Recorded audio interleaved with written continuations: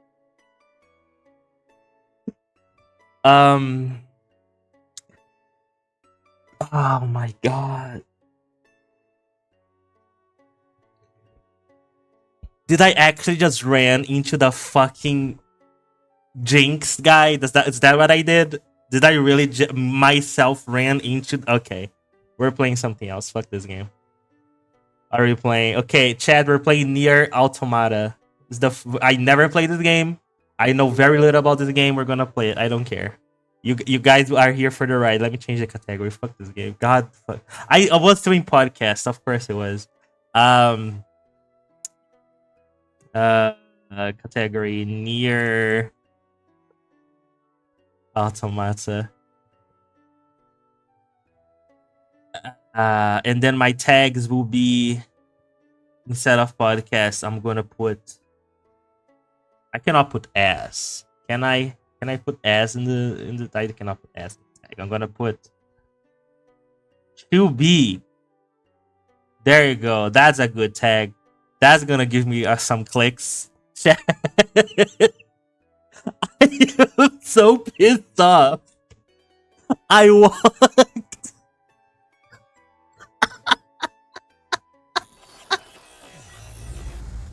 I am so pissed off, chat. Nier Automata until court micro shows a Nier Automata until. There you go, chat. I'm not modding. Take you for the head, Pat. I'm gonna drink Hylian. I'm gonna do your reading now because I have energy drink now.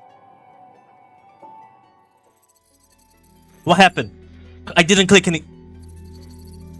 Okay, we're here for the right. We're here for the right, chat. I never quite realized Oh, I'll drink you. how beautiful this world is. The commanders put me in charge of Spoilers. the maintenance, ma'am. That means I'll be performing regular checks on you from now on. Where is the subtitles? If anyone is listening to this, there's something I need you to do. Okay. If you ever meet up with your high unit 9S, Oh shit! him, I mean, Is that macaron? Well.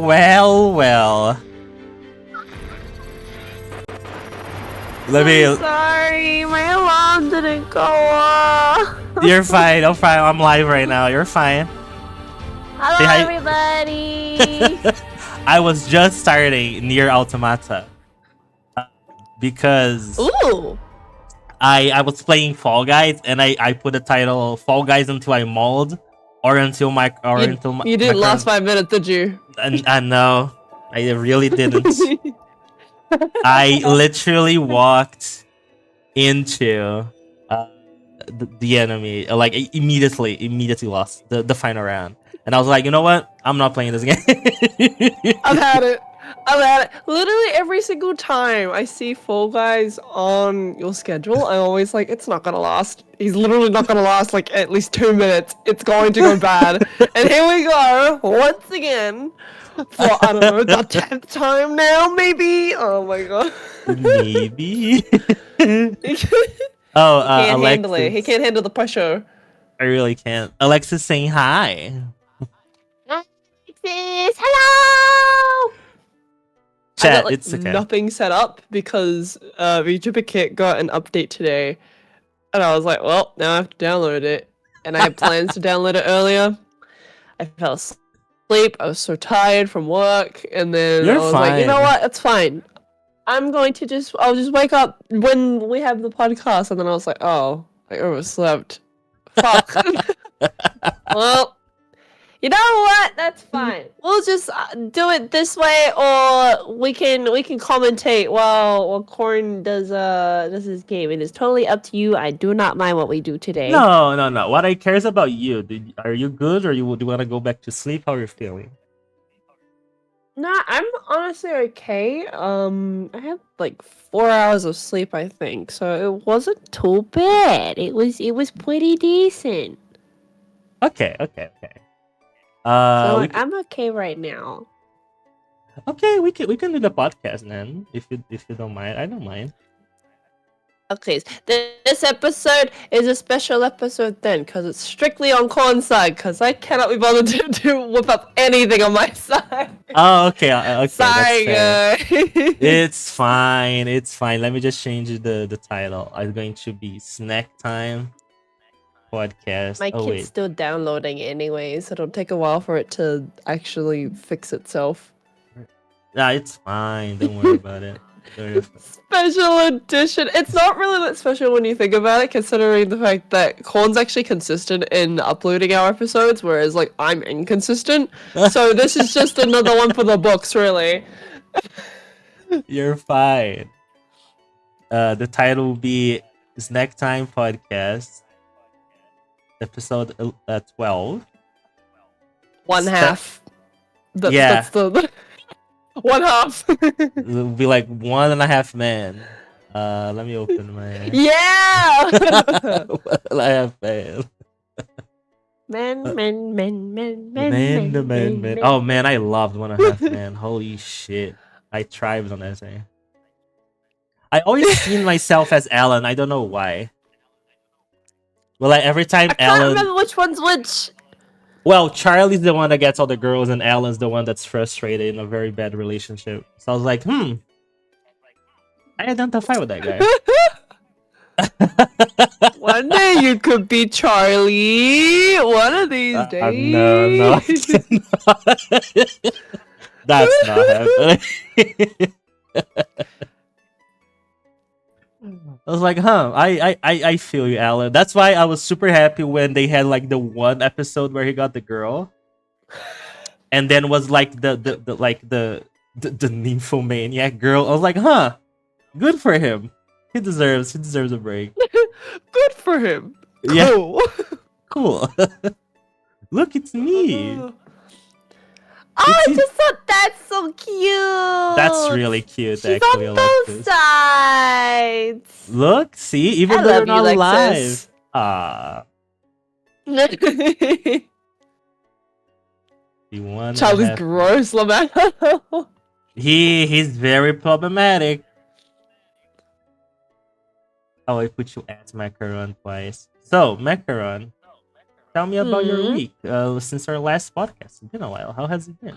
Oh my gosh. Okay, so for everybody here, including you, Corn, I have had a hyperfixation reignited that I used to have when I was 10 years old. Can Really? you guess what that hyperfixation is? Okay, okay. Dolls. No, it's a book series.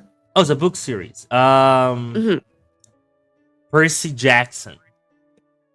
No, but it's kind of along those lines, if I'm being honest. So like Greek mythology. More in the sense Oh. of like the age group. Artemis Fall. No, I've actually never read those before. Me neither. Those are the ones that I know. I don't know. I don't know.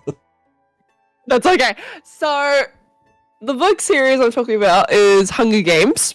Hunger Games. Now- Yeah. I had a huge hyperfixation on Okay, both Hunger films and the books when I was like 10, 11 years old. Okay. And they recently had brought out, what is it called? Sunset of the Weeping, right? The Reaping, I think is what it's called. Oh, they So, released a I don't new know how book? much you know about. Yeah, I don't know how much you know about the Hunger Games. I've watched the movies. Okay, that's enough then. So, Okay. the recent book that they brought out is about Haymitch and his games when he was in the Hunger Games, like when he was a wee lad. Oh, So like a that's prequel. what this book is about. I see. Pretty much, yeah. So basically, the whole point of his book is to cover him explaining his games and basically everything he was experiencing when he was like, I think he was like 16 at the time. Now, first part that I think is crazy lore-wise is that I didn't realize how intensely bad his games were in the sense of how much risk there actually was. So this time, instead of having the 24 tributes that we get typically, there's 48 tributes. They doubled it this time. And the worst part too is that you've got 48 kids running into a poisonous arena. Now that's only just the beginning of that part. Also, sorry, spoilers for everybody who wants to read about it. If you don't want to read about it, by all means, stick around. If you do, mute this part of the VOD. Mute this part of the podcast. Bye, Alexis! Bye, Alexis! Bye! Double and Rest pass to the next one. well. Oh, wait. Crazy, Rod. Yeah, rest well on the nap. Then pass to the next one. True. No, okay, well, apparently this is the only games that they choose to double it, and it's like, there's this thing they call it called the Quarter Quell, I think it's what it's called, and Haymitch was at the beginning of his Quarter Quell, so they had to make it big, and they had to make it a big deal. So 48 tributes are picked instead of the 24. So that means from District 12, there are 4 tributes. There's Haymitch, who gets picked, and then 3 other tributes. One of them is a girl called Luella. The craziest part about her, she never makes it to the games themselves. She dies during the parade. Oh. And this is the part that's so messed up because we get to a point of where it's like, so what happens is somehow there's a mishap. I don't think it was a mishap, honestly. They play it off like it is, but it's the capital, so obviously it's like they did something to, make people keep watching, make them engaged. So you know how the chariots come out and like the horses like lead them to like the end of, what is it? It's like the end of the arena. When they're like being showed off and whatnot. So at some point, a horse ends up freaking out, and it causes all the other ones to freak out as well. Oh, stampede! So they start speeding through. Yeah, a giant stampede happens, and all the horses clashes into each other. Now, Haymitch and Luella are on the same chariot. They both smack into this whole stampede. They come flying out of their chariot. Haymitch survives, but Luella, the second she's flopped out, she smacks the pavement and she's dead in seconds. So she's done. Like, she dies at the parade. That sounds hilarious, sorry. But yeah, go ahead, sorry. So what happens after this is that they try to take away Luella's body, of course. Haymitch is not having it. He's pissed off about it. He runs in, grabs her body, and carries it all the way to President Snow's front door, knocks on the door, places her body at his front door, starts applauding him, and says, "This is what you fucking done. Look what you did." And then, proceeds to leave. Now, at this point, I can't remember what happens, but we get to a point of where they go back to their apartments, and there is a girl who walks in, and she looks exactly like Luella. And everybody's losing their minds because they're like, isn't she dead? She died at the parade. We all saw that. Resurrection. And they're like, no, see, this is the other crazy part. And this is, I think, the one time of where we actually see in the books a double physically made by the Capitol to cover up something that had happened. Oh, it's like a clone? Did, in a way, but not really. So, I don't know if you remember in the, part 2 of, not Catching Fire, of Mockingjay? I don't think they meet Tigress, who is the cousin of President Snow, and how she looks the way she looks because Snow didn't think she was pretty enough. Yeah. basically a similar thing happens to this girl who looks exactly like Luella. They picked out a girl from District 11, tortured her, turned her somewhat physically to make her look passable to look like Luella, and then gave her as a tribute to District 12. No, that's Yeah. horrible. Yeah, that's what they did to her. And everybody else was like, no, Luella's alive then, obviously, because she's right in front of us. And Hamish is like, that's not Luella. I literally carried her body to the president's house. That is not her. And then they come to the conclusion of, yeah, there's like, she's like a spy, essentially. Not by choice, obviously. By force, she's meant to be a spy. Because she has like an earpiece, and they figure that part out later on, that they can hear everything that they're talking about, so they're like faking their conversations when they're around her. Her name is Lulu, by the way, now. Lulu. Like the Lulu? Yeah. No, just Lulu. Just Just Lulu. the Lulu. I see. Okay. Yeah. So, proceeding forward, they make it to the arena where the games are being held. Their arena, like I said before, is a poisonous forest. So everything that's in there is pretty much poisonous, except for maybe like, I don't know, maybe like 1.2% of the arena. So everything in there is bound to kill you unless you're smart enough to realize that that's not poisonous, or it is poisonous, or whatever. So literally, not even the second day, Lulu and Hamish are together. And he's like, basically protecting her at this point. I should previously mention before we move on to this part, they're in the carrier with District 11 kids, by the way, when they arrive at the arena. And Lulu is singing a song from her district. And the District 11 kids turn around, they're like, what? Aren't you like a District 12 kid? How do you know that song?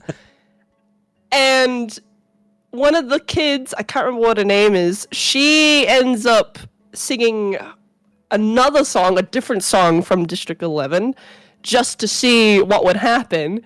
And Lulu ends up singing along. And that's the second of when they realize, you're not a District 12 kid. What the fuck have they done to you? Oh, I see. And I was like, oh no. Damn. They have like a very heartfelt goodbye with Lulu before they headed to the games. And I'm like, this is terrifying. This is so bad. This is messed up. Oh.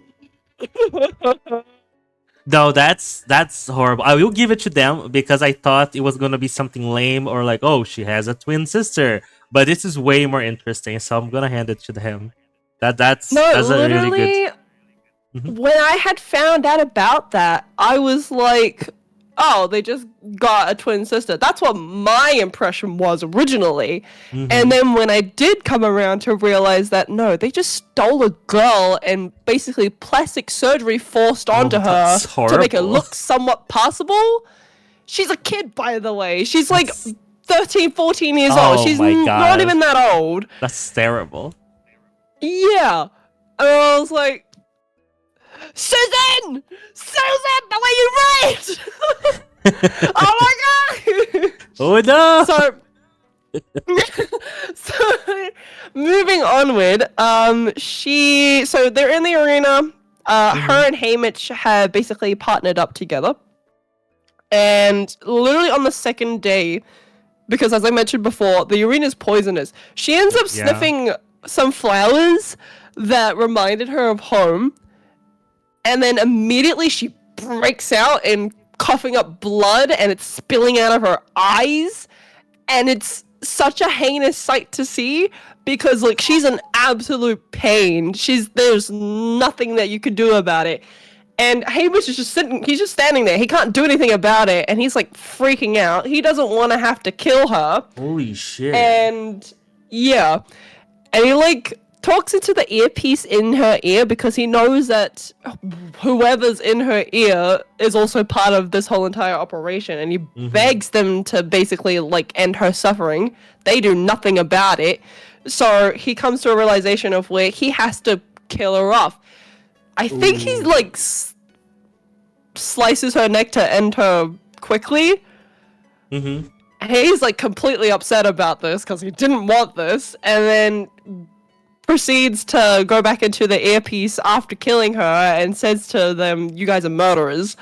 And I was like, That's actually pretty good. That's way like it sounds a lot more like violent than the other entries. yeah, honestly. Which then again, because of this hyperfixation, right, I went back to the other books and I was like, actually, now that I think about it, the other books are actually like just as bad. Probably not to that like gruesome degree and detail, but when you actually think about what's going on, it's still pretty bad. No, yeah. Because once no, again, you have to remind ourselves that if, for example, say you and I were a part of the Capitol, right? We're just two people allowing a system to pick out kids for a quote-unquote reaping to pay back for a war that happened years ago, simply to watch kids die on television for the sake of entertainment. But you can bet on them. You know, I thought about it. I can see a little bit. Sorry, I'm joking. Oh my gosh. Hi. Welcome to the podcast. Bye. Also, Rod, shut up. But yeah, go ahead. Sorry.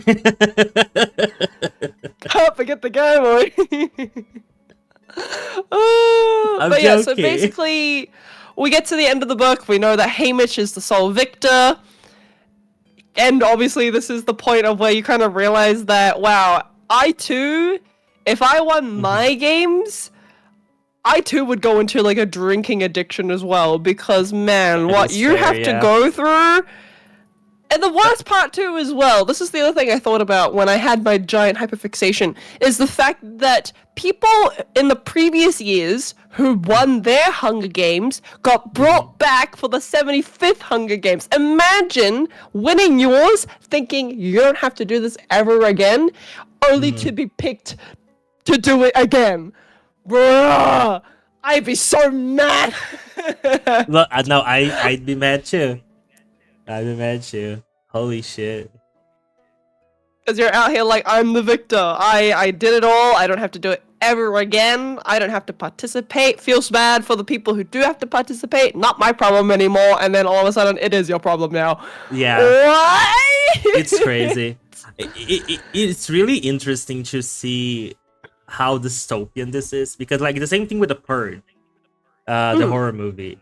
Like, it is something that, at least at this moment, I think it's something that is impossible for a society to be okay with, right? I think the Hunger Games is the same thing. Which society is gonna be like, you know what? Yeah, let's just do that. I don't think anybody would be okay with that. Let's just decide to do this thing. And, just laugh it off and say nothing else ever happened ever again. What? Heck no, I don't think we could ever just do that. Exactly. I'd love to watch kids die on my TV screen.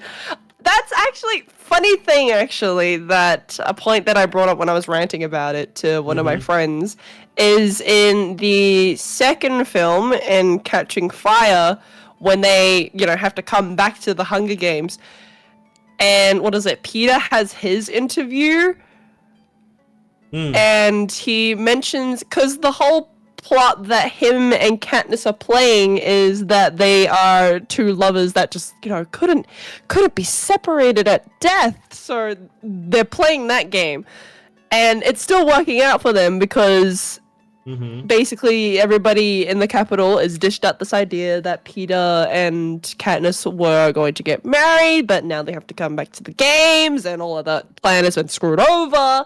That's their whole plot that's going on. And then Peter pulls through with the whole interview of, well, if it wasn't for the baby, and Jesus, the she's baby. pregnant.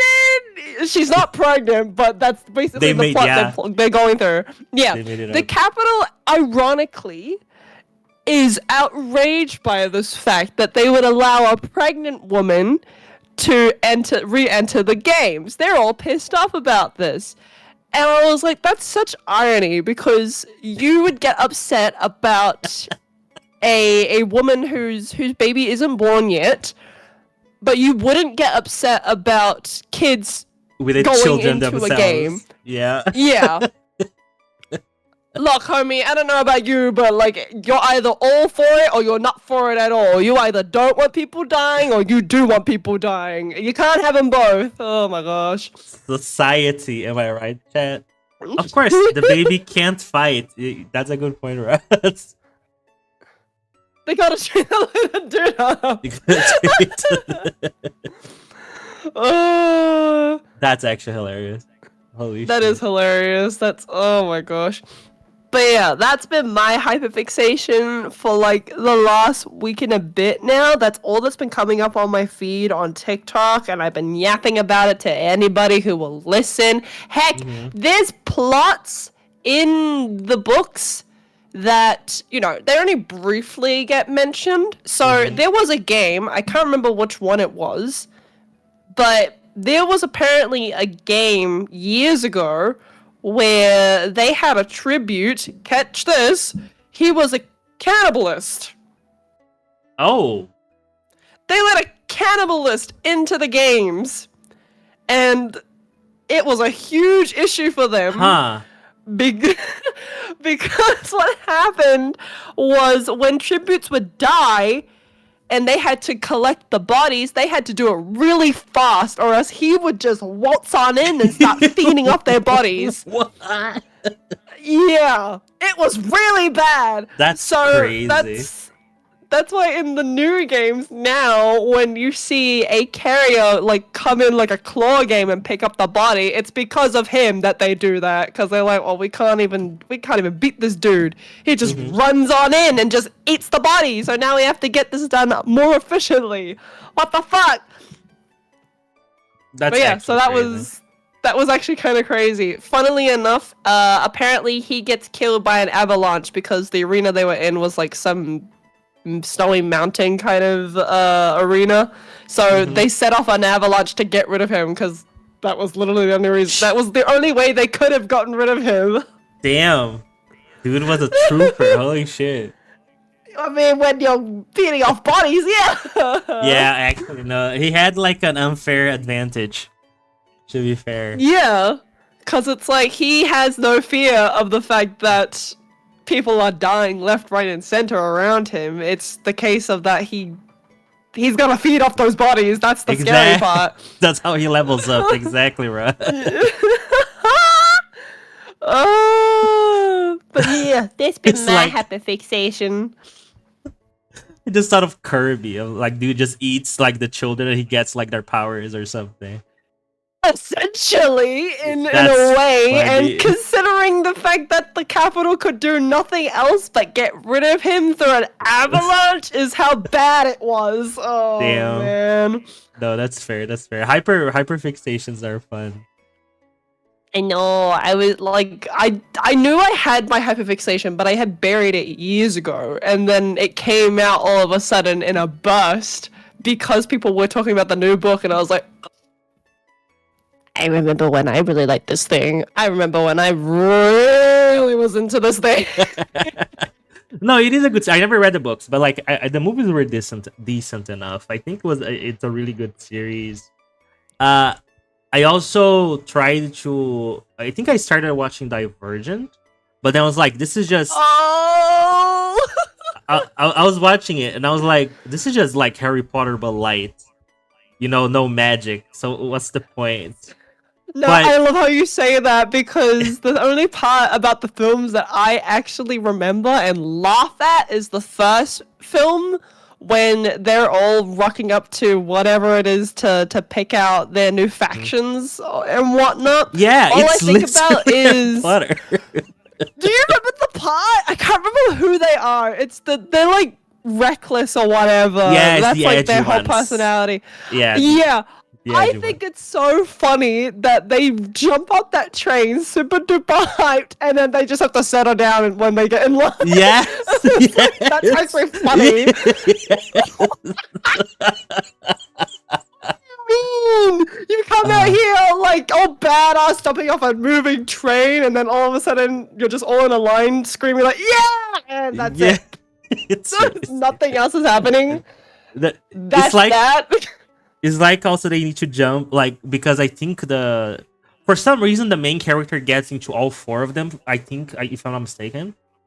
Yes, But, you are like- correct. Or is it 5 of them? Yeah. There's a bunch of them. There's a bunch of them, and then like for the reckless part, oh, she has to jump off a bridge, like off of a high place, and land on a safety net. And I was like, and I'm people- pretty sure she could have seen that from up top where she was. yeah, right? yeah, and they were making all this kind of shit like, oh, not everyone survives this trial, and I was like, there's a safety net. What do you mean nobody do you survives mean? the trial? Did you just, I don't know, accidentally quote unquote clip the net? Is that what you did? Oh my gosh. Did they die midway down? Well, what do you mean nobody Yeah. survived? There's a safety net. that Not was stupid, like are you? yeah. Don't tell me you're not jumping towards the safety net.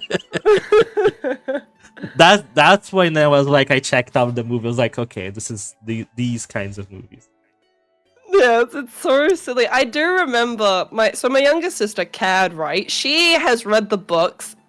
She does say that the books are better than the movies, which is always the case for movies that are based on books anyway. I personally think the same thing too about Hunger Games. The books are better than the movies.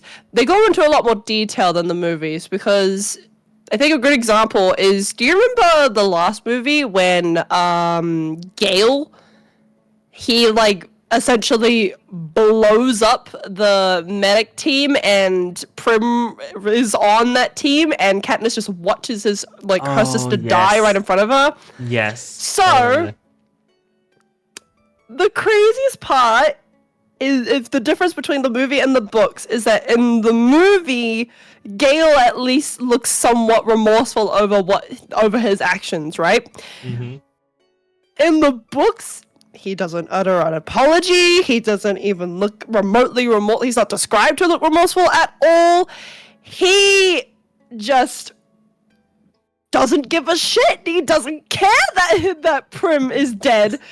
Damn. And Katniss can literally see that in his face. She literally asks him, was it your bomb or was it someone else's? And he's like, doesn't matter. I would have done the same thing all for the sake of a Holy family. shit. And it's like, that is messed up. You, for one, have always taken care of Katniss and Prim. That has always been your role when you were in District 12. And then for the sake of a war, and not even caring about the fact that you're risking people's lives, putting them on the line just for the sake of your stupid war, you wouldn't give a crap about who was out there so long as that bomb went off.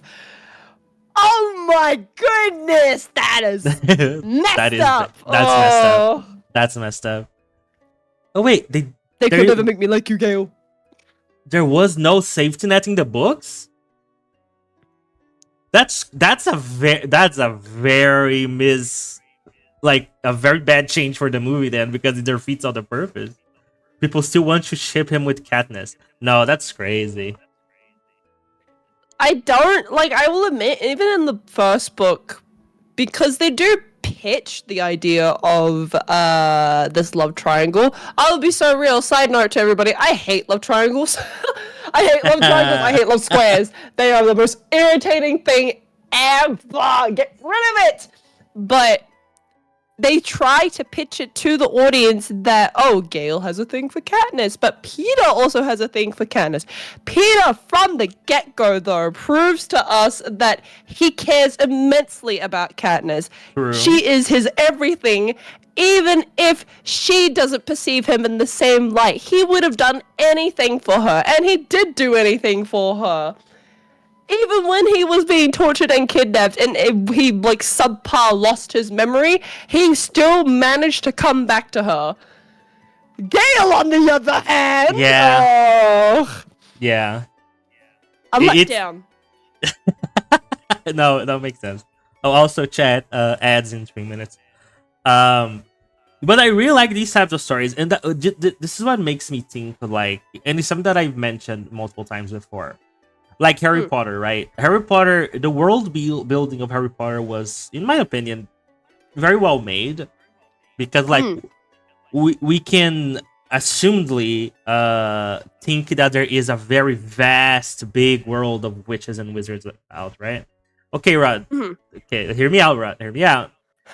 I think it would be very interesting, because I know they're making now a TV show, Harry Potter, and it's just gonna be the same story told again for some fucking reason. I think Wait, it would be really? Yeah. Did not hear that? No, I thought they were going to make an original series. That's what that's my impression No, of it. Now that no, I know that that's all it is, bruh. I'm pretty sure it's just a rerun of the movies. Well, not a rerun, but like they're just gonna redo the Harry Potter story. You've got an entire universe you could just whip Yeah. up out of the blue. Come on! Yeah, that's what I was saying. Like, imagine if they make like it's because I really like when they mix fantasy with like R-rated, needy and greedy stuff, right? Not like Yeah. Game of Thrones. I think Game of Thrones did it bad in a way. Because I think Game of Thrones kind of fell flat. But like, imagine a R-rated TV show about, I don't know, the Order of the Phoenix in their prime, where they're like hunting down or fighting off like dark arts. When we think about the Order of the Phoenix and what happens to a majority of its Yeah, original because they all members, die. They fucking die. that's crazy. The way they died too, though, it's not even like something to joke about. It's literally Yes. the most intense and insane way for most of them to have gone out. Yeah, exactly. Because it really feels when you're like reading or watching Harry Potter is that you are facing a threat that is at its lowest point, right? Because Voldemort is dead, and bringing back to that, the Death Eaters, the only ones that remained are the powerful ones, and even though they're very, very like debuffed, I guess, because they either were in prison for so long or they went insane. Like, imagine Bellatrix Lestrange on her prime, like back when she tortured the long bottoms. Yeah. Imagine the amount of how interesting a story like that would be. I will agree with Rod. They don't.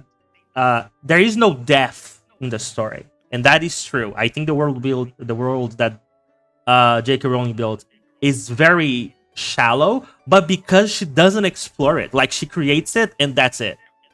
If she made something like I'm saying, it would be really, really good. Yeah, I really like Bellatrix Lestrange. I'm not even surprised. I'm literally not surprised. She is quite literally your type to the T, to the absolute biggest T. Right?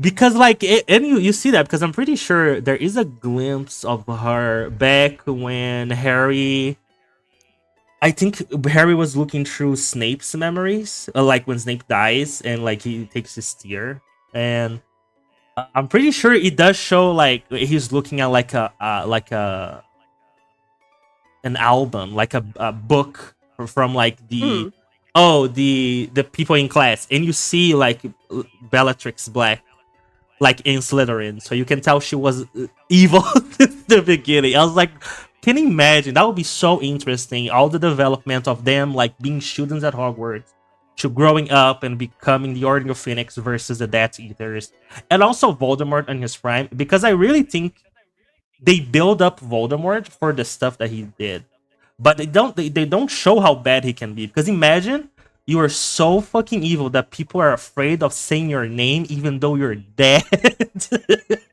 See, this is the other point as well, mentioning the part.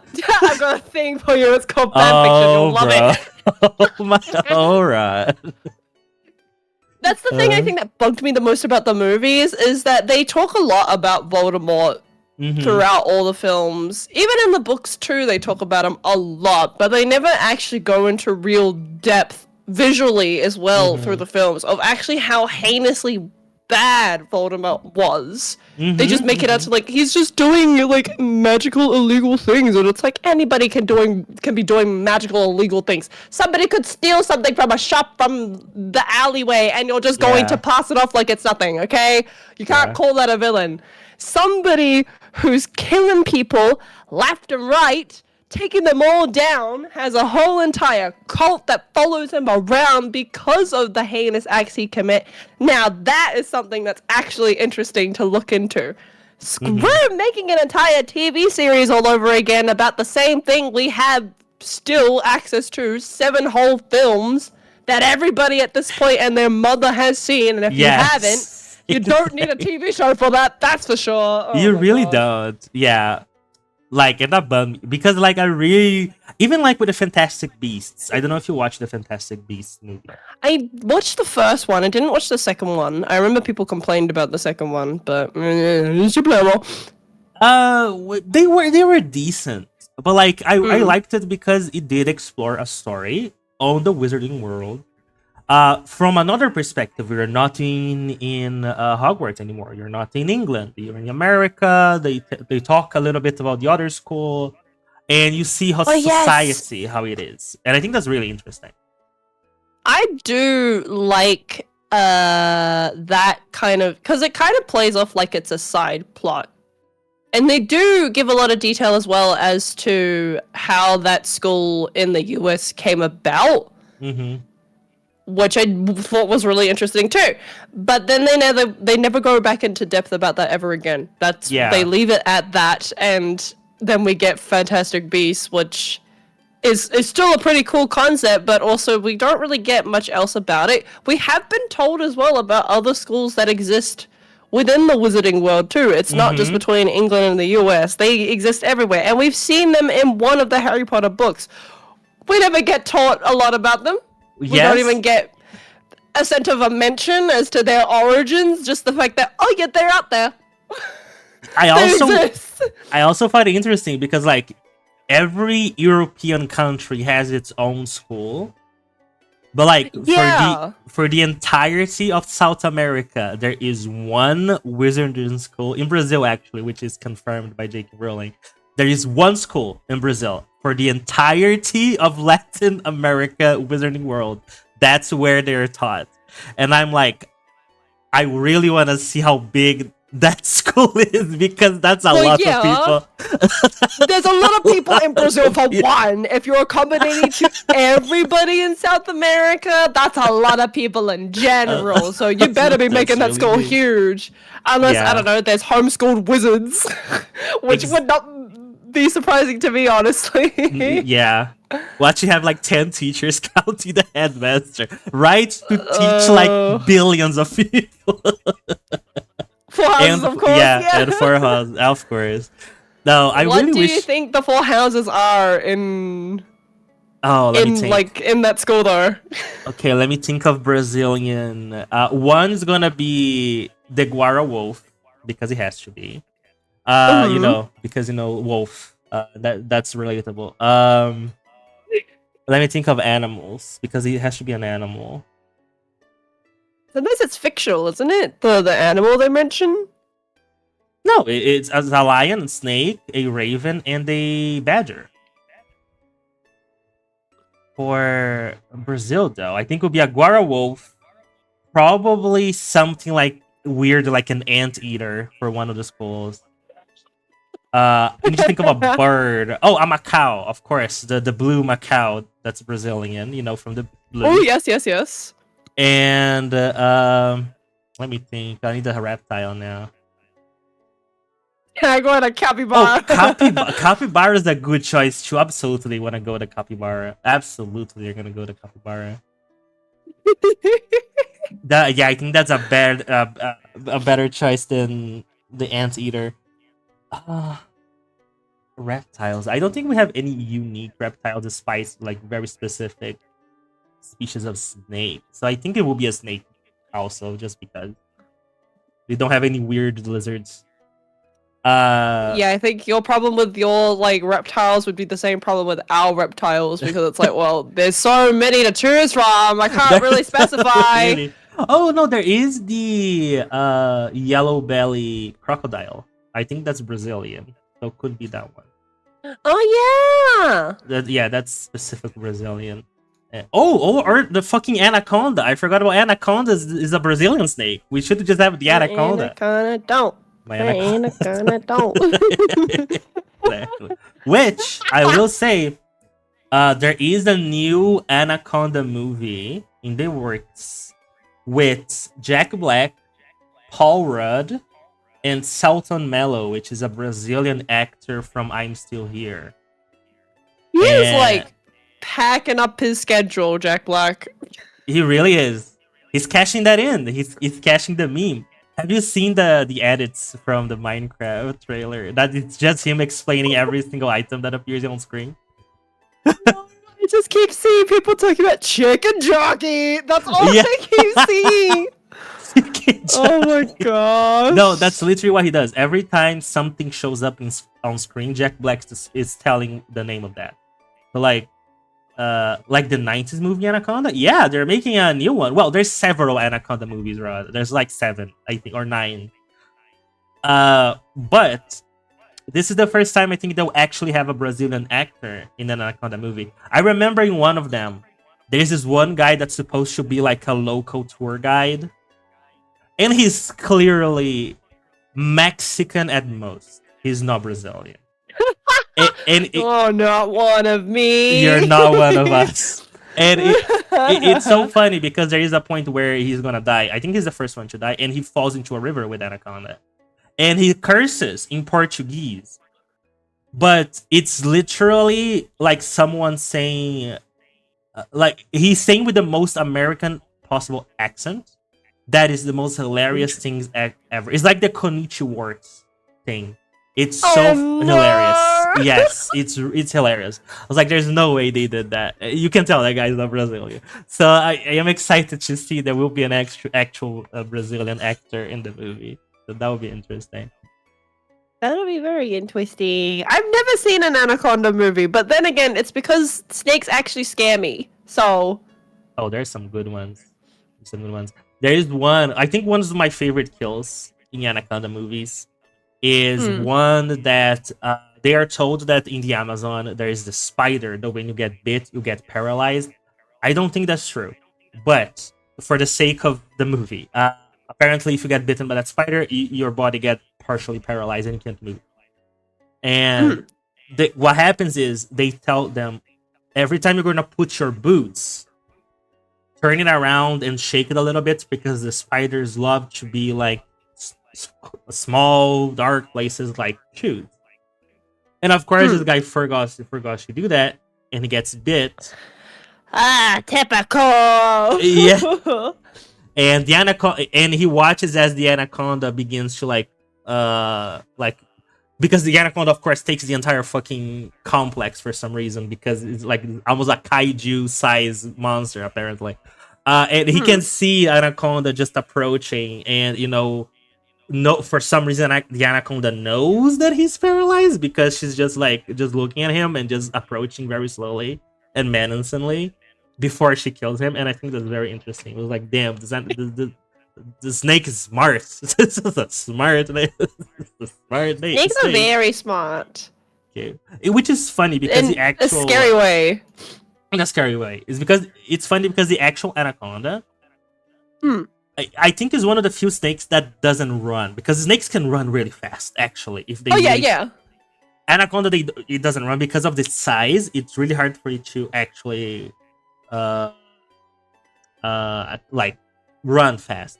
So what the anaconda snake does, which the name is Sukuri, much like the Komodo dragon, it bites and then it waits for the poison to take effect so it can slowly make their way after their victim and eat them. No, they do run, Rod. Have you never seen a video of the snake running? They fucking book it. They can run, believe me. The way they wiggle really fast is crazy. Yeah. They are very no. What do you think running means? Okay, Rod. I guess the terminology is not running because they don't have legs, but they move really fast. They slither. Is that what you want me to say? Are we gonna get stuck on semantics, Rod? They slither very fast. Okay. They waddle. They waddle. They Yeah. waddle away. And he waddle away. Waddle, waddle, waddle. But yeah, it is. It is a really. It's kind of a trashy horror movies. I don't know the latest ones. I haven't seen the latest one, but Anaconda was kind of in the trashy horror movie era. Oh, they should add Anaconda to Dead by Daylight. Oh, that would be cool. She's kind of a killer, my actually. goodness. Oh, that would be cool. Okay, I'm DMing the devs right now. I'm coining that idea. Holy shit, they should add Anaconda to DVD. Oh my goodness. He needs. Come on, am I wrong? Well, that's my hyperfixation lately, chat. Dead by Daylight. Literally every single time you're not doing something, it's either D&D that's got you busy or it's Dead by Daylight that's got you busy. And watching you do that is so funny to me because it's like I'm just watching my sister doing the exact same thing, only it's in a different font. Oh my gosh. That is really funny. Maka will send a snake after you. Okay, Rod. I'm already surrounded by them. It makes no difference. That is true. Maka already lives in like a nation of snakes. Literally, this is oh my goodness. So the conversation gets brought up every now and then, regardless of who it is, if it's like Groomy or like somebody else that we're in association with about Australia, right? Mm-hmm. All the time, everybody is under the assumption, and I'm gonna mention this Minecraft thing that Korn tagged me in earlier today. It's always the assumption that there are a lot of snakes and a lot of spiders, specifically in big sizes, like we're talking jumbo size, anywhere and everywhere you go in Australia. Now, granted, it really depends on where you are. So, for example, where I live, I don't really live near the bush, so I don't get a lot of it. I do get spiders from time to time, but not all the time. And if it's a really big spider, I get Dad to handle it. But if it's like moderate size and I know what that spider is and that like it's not gonna harm me too badly, then I'm the one who handles them. Snakes wise, I've seen a lot of snakes in my time living here. I've only been here for like 14 years and I've seen a lot of snakes. Mostly green snakes though. You don't really see a lot of big snakes out this way. Oh, that's fair. Yeah. So yeah, to side note what Cord had tagged me in, yes, they are definitely this big. So It's literally a shit post with the font Minecraft Australia, and it's just a mod with like 17,000 giant spiders. We're in a desert. That's it. That's the meme. People like, who like have seen spiders that are the size of their face usually are pretty nonchalant about it. Now that I think about it. The size of your face? Yeah, well, not on the side of your face, like the size of your face. Like, I've been to gardens here where there are giant spiders that are the size of my Jesus, face that are I just would never. chilling in plants, and I walk past it. I'll freak Nonchalant out if I about see it. one. Well, they're in their own environment. They're doing their part in nature. So if you don't disturb their part, they won't disturb you. So I don't think they have the mental capacity to respect that boundary, Macaron. I'm pretty sure if they want to go inside my house, they will. They very much will. You'd be surprised. You'd genuinely be surprised. The amount of spiders that I have been witness to that have just made their own little cubby in my house and I hadn't noticed. And like it's small and deadly kind of size as well. It's not a big spider, but it's like still pretty small and it could, pack a punch. They're just chill. They're not doing much. They're just chilling in the corner, hoping that they'll catch some flies here and there. And I'm like, cool. You can keep your little cranny nook. I'll keep mine. I know that's fair. That's why I prefer spiders over scorpions, because scorpions, they are fucking nosy. Scorpions, they like making themselves being known, and they want to know what's up. And I hate scorpions for that. Like, Can I be involved? literally, yes. Like last month, I was like, I have like a fan, but it's like a desk fan. But I only have one desk that only fits my computer, so I usually leave the fan like on the ground, pointed up at me. Yeah. And last month it was really hot, so I just kept it in the same place next to my desk. And then I needed to move it because I was cleaning my room. And I kid you not, there was a scorpion of the size of the fucking fan base, like the base of the fan that touches the ground. The scorpion was under it. It was it was dead, I think, because they have like a lot of venom in the drains, so they die. So I think he crawled out of the drain and died under my desk, under my fan. But he was a fucking gigantic scorpion. Yes, I think it was like bigger than my hand, and I have a really big hand. And I was like, what the fuck? Where did you come from? Why are you there? Right? Because I learned that when a scorpion detects venom, they go hide in a very hidden, tight space because they can hold their breath for like 3 days or something. For some fucking reason, they can do that and survive. And they do, because then they just do not breathe the venom. But I guess this guy was dumb, because I was under a fan which attracts wind. It probably pulled the venom and probably killed him. But he was gigantic. I don't know how I didn't see him coming in. I don't know how Sophie didn't freak out the moment she saw it. No barking, no yelping, no nothing. Just No nothing. Oh, it's a scorpion. Whatever. Yeah, he's again, dead. it's because Sophie did kill a scorpion once, and I think she was like, "Oh, okay." Oh. Yeah, she did. I arrived at home, and she was like just laying in front of the corpse of the scorpion, looking at me, then looking at the scorpion, then looking at me, then looking at the scorpion. I'm like, "Oh, did you kill it? Congratulations, Sophie." I'm sorry, Dad. I didn't mean to. I don't know how to get rid of my body. Literally. No, but it was a gigantic scorpion. And Brazil, fun fact, chat, Brazil has the scorpions, which the deadliest venom in the world, which is the yellow scorpion.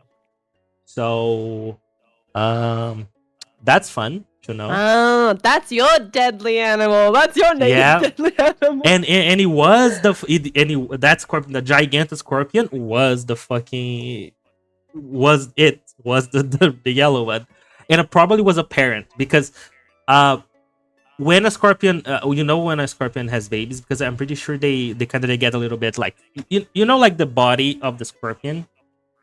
It gets wide after they give birth because they carry their litter on their back. So they become like a platform. Oh. Yeah, and I know I didn't squash it because it was under the desk fan. So I'm pretty sure that was the mother of the scorpion that Sophie killed, I think, that died from venom. And I hope there's no more. Well, I haven't seen any more around, so I hope they all died somewhere. I mean, it's been a month, so It's been a month. hopefully there's nothing. Yeah. Bro, if I say scorpion. One day, like... All I think of Go ahead. is, when it comes to scorpions, all I can think of is Indiana Jones and, what is it? The fourth movie with Shia LaBeouf. And he like screams that there's a scorpion, and he's like, "Ah, there's a scorpion!" And Indy's first response is, "How big was it?" "Huge!" "Good. The bigger the better." That be. So he explains that the bigger the scorpion, the better. The smaller ones are the more deadlier ones. Oh, I see. Yeah, and I was like, that's so funny. You let the mother die? I didn't let her die. She died poisoned. It wasn't my doing. Blame the government. I don't know who poisoned the drains. I'm Yeah, not I like thought that was strange when you mentioned that there's venom in the drain. I was like, yeah. What do you mean there's just casually venom in the drains? Who's They- clearing yeah. out these drains? No. We spray poison, bug spray technically, into our sewer system. Oh! Yes. And that's why most of our drains they have a cover, because when they do that, the insects should escape the spray. They try to find the way out of the sewers. Hmm. And sometimes that's why that's how we get cockroaches sometimes. So you need to close your drains after you shower. You close the drain. There's stuff like that. You spray pesticides into your sewers? Yeah. How do y'all survive? It's the sewers. Nobody goes there, Rob. There are no like ninja turtles in the sewers. Okay, it's fine. Well, if I find a dead bug, it goes on my desk at work, so No, that's the thing, Rod. Because in Brazil, we have a decent water system. Those are separate systems, okay? We have the sewage system and we have the water system. We can drink water from our faucets because it's filtered and has chloride and fluoride and is good for drinking. There is no connection to the system. No, actually, yes, Brazil has a really good there's a name for this. It's basic sewer maintenance. I don't know the name of the processes, but like we really have a really good sewage system and a really good water system. It's fantastic, actually.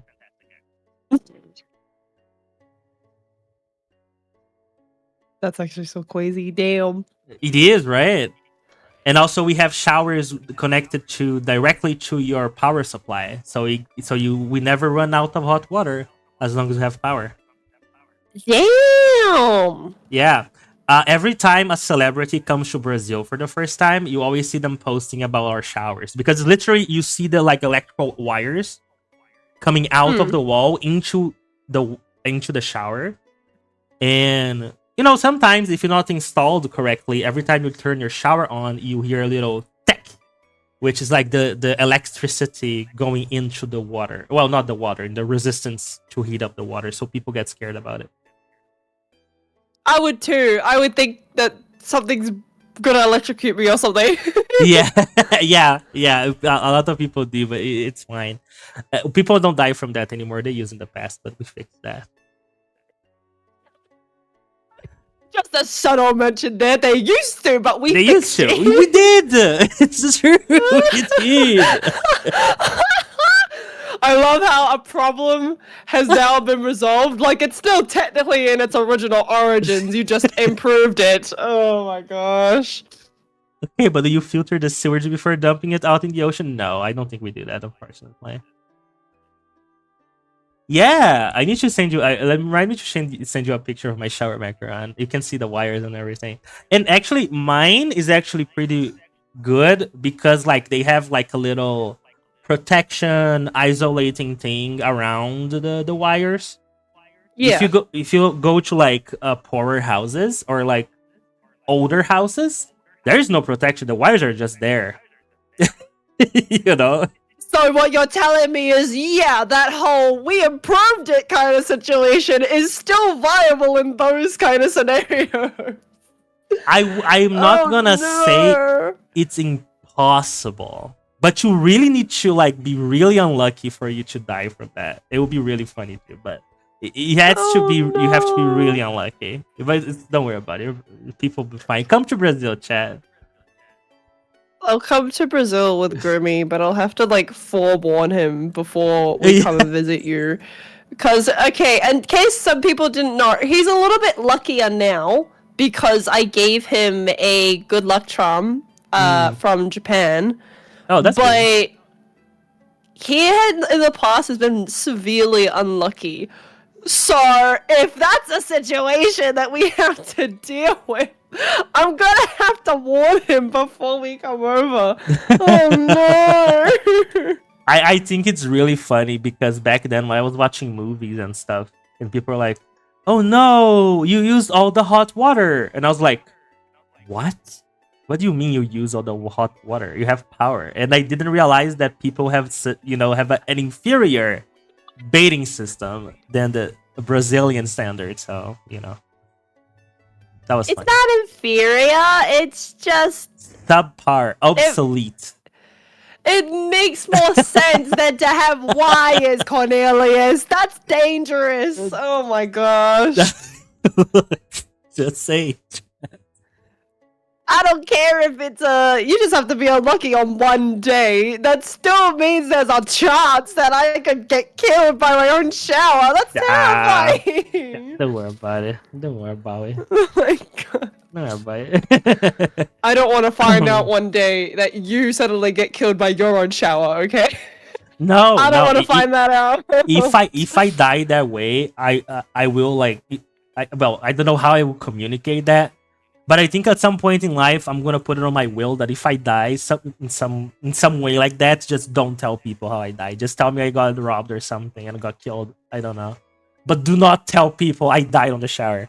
What am I going to say? If I find out, it's like, well, what do I do? Okay. Just he fell over? I don't No, know. tell me. my voice is going. Tell people that Mhm. I was caught in a firefight between drug dealers and the police, and I died trying to save someone. I don't know. You're creative. You can think of something. I don't know. Okay, so what I'm hearing is that in your will specifically, by law, and through being of sound mind and Yeah. heart, you want me to tell people that you died because you risked your life doing Yes. something noble. Yes, exactly. Make me a What? martyr. When in reality, you probably, I don't know, slept in the shower or whatever. Yes. Yeah, it's very likely. I slipped in the shower twice before. Okay, fine. You know what? By all means, I get it. By law, you have my word.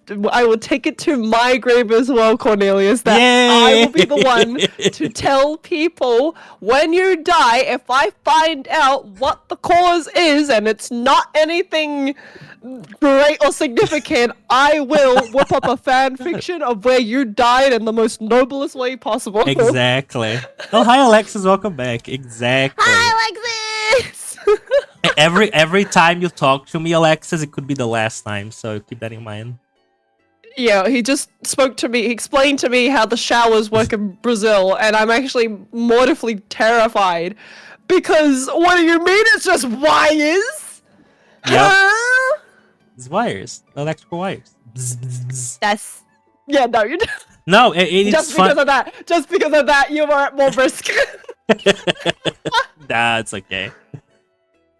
Oh yeah, I learned. I was talking to Avi the other day too, Alexis, and we had a collab, me and Avi, and like I was talking to her 3 hours earlier, and I was like, "Oh, Avi, oh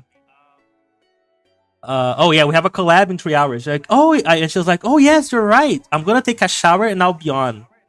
And I was like, "But it's in 3 hours." She's like, "Yeah." Like, what do you mean, yes? Do you take 3 hours to shower? She's like, no, I take 2 hours to shower. And then 1 hour to do skincare. And I was like, what the fuck are you talking about? What? 2 hours to shower? That's crazy. Okay, granted, every girl has a different like way about how they do things. I only usually take on a good day. I can normally have a shower in 15 minutes, but that's literally the reason why I take so Yeah. long in the shower is because of my hair. My hair is very long, so it's hard to get it all done in one go. That's the same So it's excuse 15 she minutes in the gave me. shower. Same excuse. Wait, what? She Like, gave yeah, the same excuse. Yeah, she's like, oh, I have like long hair, so it takes a while to like. It's like 2 hours. See, Alexis is the same thing. It's crazy. Okay, a man in the chat. My theory is that women are like in the secret society kind of thing, and they have their meetings like in the bathroom, and they were like, oh, we're taking a shower. There's no hell on earth that people take 2 hours to take one shower. We need to figure this out, Granted, chat. my situation is because I'm saving and preserving water because water bills get really expensive here. So that's True. why I'm like not taking a long time in the shower. If I'm taking a long time in the shower, it's not because I'm doing anything. It's because I'm contemplating. Yes, It's me because too. I had like a bad situation and I'm like standing there for hours contemplating on Oh how my bad something God. went. Like, I contemplate too, but then my shower comes, from 15 to 20 minutes. That, that's the time. Look, I have a long process, Claude. There's a lot I need Okay. to get through, okay? Okay, I have okay. anxiety and depression, alright?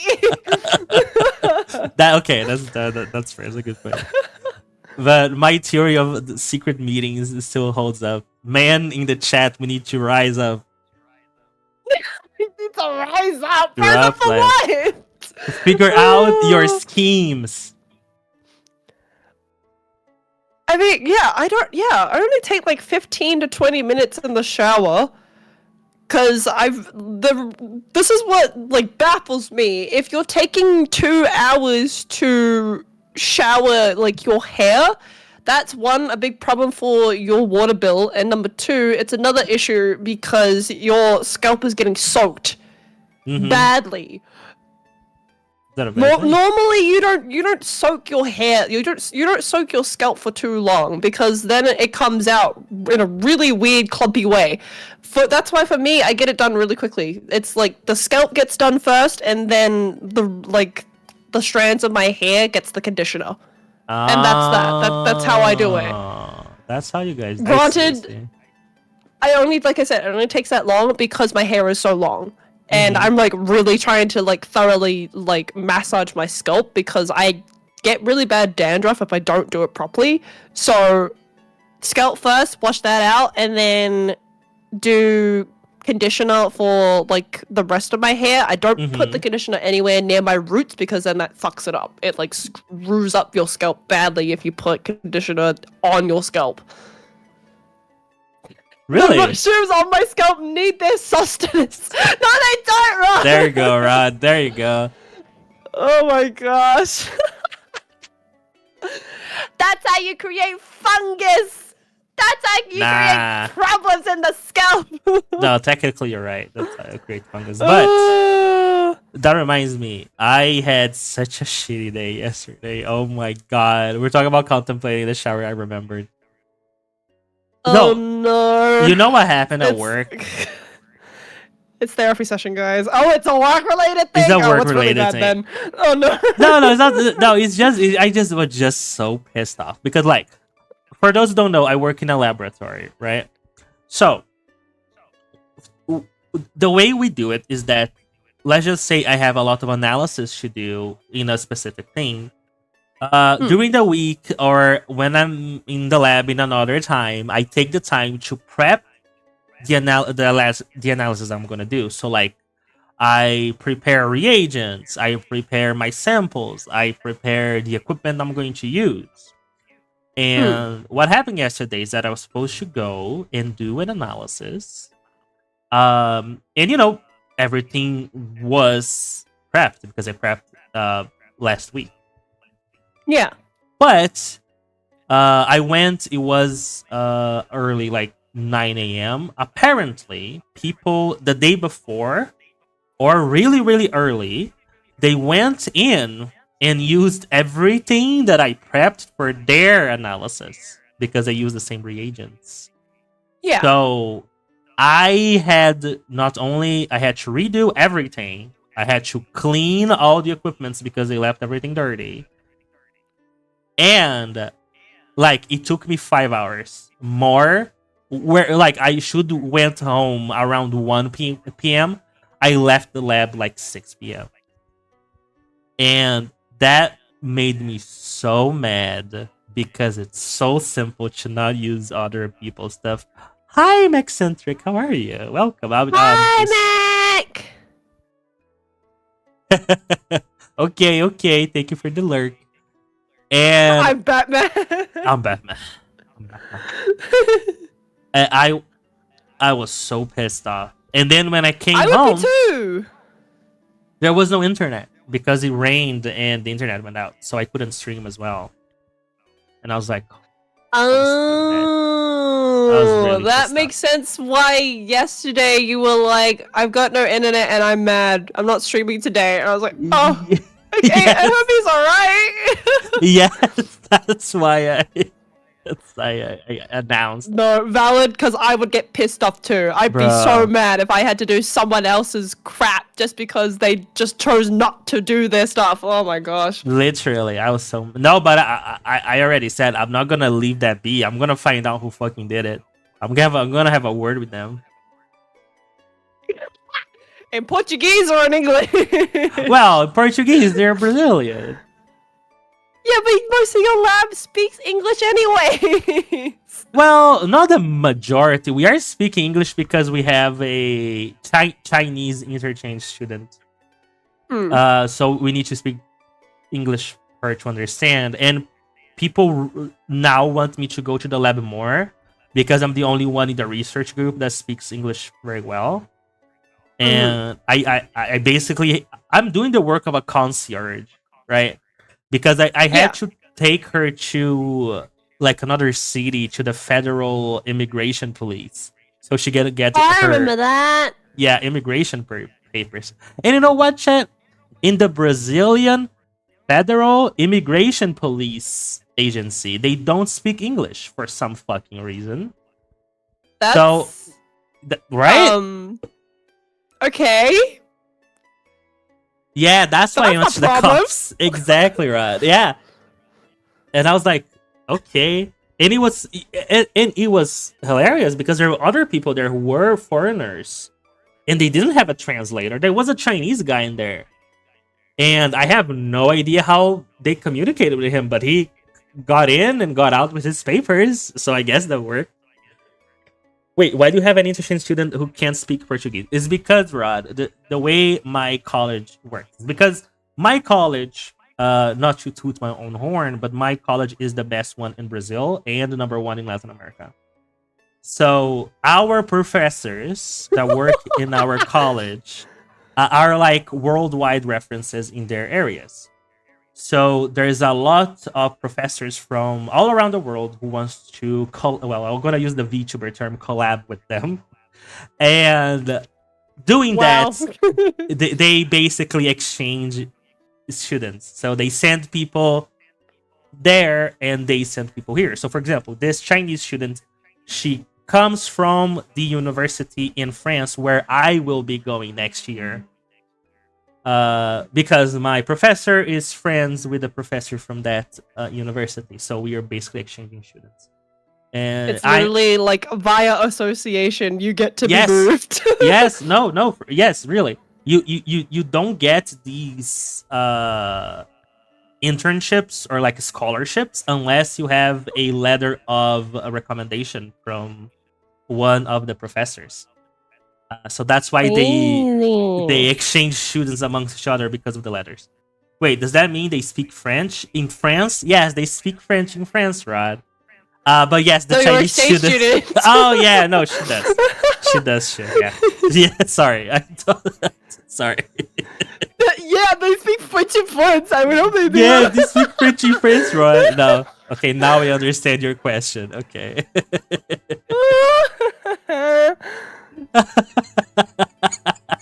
Don't worry, Rod. I got you. It's okay. Yeah, and it was funny because because every time she wants to do anything, she messaged me because she needs a translator. And during Carnival, she was like, "Oh, Corn, why don't we go to São Paulo to the Carnival there?" I was like, "Are you insane? We're not going to São Paulo." No, do you just so you guys know, São Paulo and Rio de Janeiro and Carnival, period, is The one of worst the places ever. worst spaces ever. I mean, it is fun. It's very festive. You get to see a lot of people, but it's not a place for someone who doesn't speak Portuguese and don't know like how to be smart about our culture and our Yeah. problems to be. And she's like, "Oh, if you can't go, it's okay. I can go by myself." I was like, "No, you're not going by yourself. You are absolutely not going to São Paulo by yourself. You are going. We're going somewhere else. Yeah. I know. No, yes, Rod. So what I did is I took her to the local carnival here in our very smaller city, which was much nicer and not a lot of problems. Of course, I still hang out with her, Rod. I'm smart. I can think I'm smart. I'm smart. She's your new buddy. She's my new buddy. Exactly. But yeah. I was like São Paulo. São Paulo. Let me type Sao. it. São. Like SAO. Yes, but With we like have. It's a flick on the A, isn't it? Yeah, we have a little snake. São Paulo. Oh, Yeah. São. I mistyped my own fucking city, my own fucking state. São Paulo. It's the capital of my state, which receives the same name. So I live in the São Paulo state, and we have the São Paulo city, which I think is the second city in the world with most helicopter traffic after Los Angeles.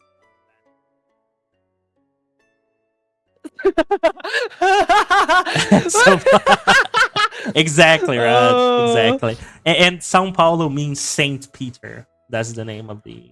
Well, no, Saint Paul. Saint Paul. Peter is Pedro. I was gonna say St. Peter's. Wouldn't that be something else? No, it's Saint Paul. It's Saint Paul. Yeah. I think I'm gonna learn about Brazil in my geography class. That's good. I don't know why you would do that, but I appreciate that you will. hey, there's some people geographically wise who are not very like aware of what's going on. No, that is fair. That is fair. That is fair. Brazil is a good country to learn about because we have a very interesting history. Looking at Brazil when you play GeoGuessr is kind of wild because some of the architecture is obviously inspired, I guess, by the Spanish. So you get kind of confused. Oh no, yeah. If you go to the northeast, you're gonna see a lot of like African-inspired architecture. If you go here to São Paulo, you're gonna see a lot of Portuguese/Italian architecture. If you go to the south of Brazil, you're gonna see German-inspired architecture. Brazil has a lot of different cultures with a lot of different things, and I think also Danish. If you go to the northeast in certain places, Brazil was. Oh yeah. Brazil was like back in the 1500s. Brazil was like really desired by all the great countries. Brazil was popping off. They had all They the were stuff and popping off. everybody wanted it. Yes, exactly. we had coffee, we had sugar, we had gold. So like everybody wanted a piece. When the hell did Danes get in on Brazil? The thing about Danes and their history of colonization is wild. It's very Because you don't think that they would care about certain things. And then you realize that, for example, India had the spices, China had the teas, Brazil had basically both in a sense. They were already making trades with everybody else in South America, so that made a lot of Exactly. sense. And who else wants all of it? Europe wants it. Because Yep. they can't get their hands on it, so they'll do whatever it And- takes. And it was really fun because Brazil became independent because King Dom Pedro II was the region king after Dom Pedro I because Dom Pedro I had to flee to Brazil because he was afraid of Napoleon Bonaparte trying to conquer Portugal. So they fled to Brazil. His mother, Maria the Crazy, was admitted in a mental hospital. Yes, that's why she's Maria the Crazy, because she was actually insane and admitted in a mental hospital in Brazil. And Dom Pedro II was born in Brazil, and he really loved the land, and that's why he claimed for independence the moment his father went back to Portugal. And I mean, makes a lot of sense when your pops is kind of a coward and runs Yeah. off to ditch on his own country just to go to another country that he claims is his own. Like, what? Hello? Exactly. Yep. Just like that. It's really interesting. And it was funny because when Brazil was a colony, before the royal family came to Brazil, they had the the treaty with Spain, where Spain got half of the country and Portuguese Pedro, pay. They are Pedro. still doubled. God fucking damn it! I can't fix it. It's tripled. Why is it tripled? Okay. Sorry. Continuing class. It was really. I love the glitch so much. Thank you, right? It's funny because when Brazil was a colony and they have the treaty with Spain, a lot of other countries, because Brazil was ginormous and nobody knew exactly where to stand, like a lookout for other nations. The Danes came to Brazil, the northeast of Brazil, and just like settled a little bit, just without like nobody knowing that they were there for a long while. And Love then that for them. That's so funny. Jeez. sorry, teacher, it's okay. And then they got kicked out by the Portuguese. But yeah, we have Dane. I think it was discovered that in the northeast of Brazil, there are people who are directly descendants of Vikings, because Vikings also came down here for some fucking reason. Well, because remember, the Vikings also went to the north as well. Oh yeah, which a lot of people forget about too. So they went everywhere. They went everywhere.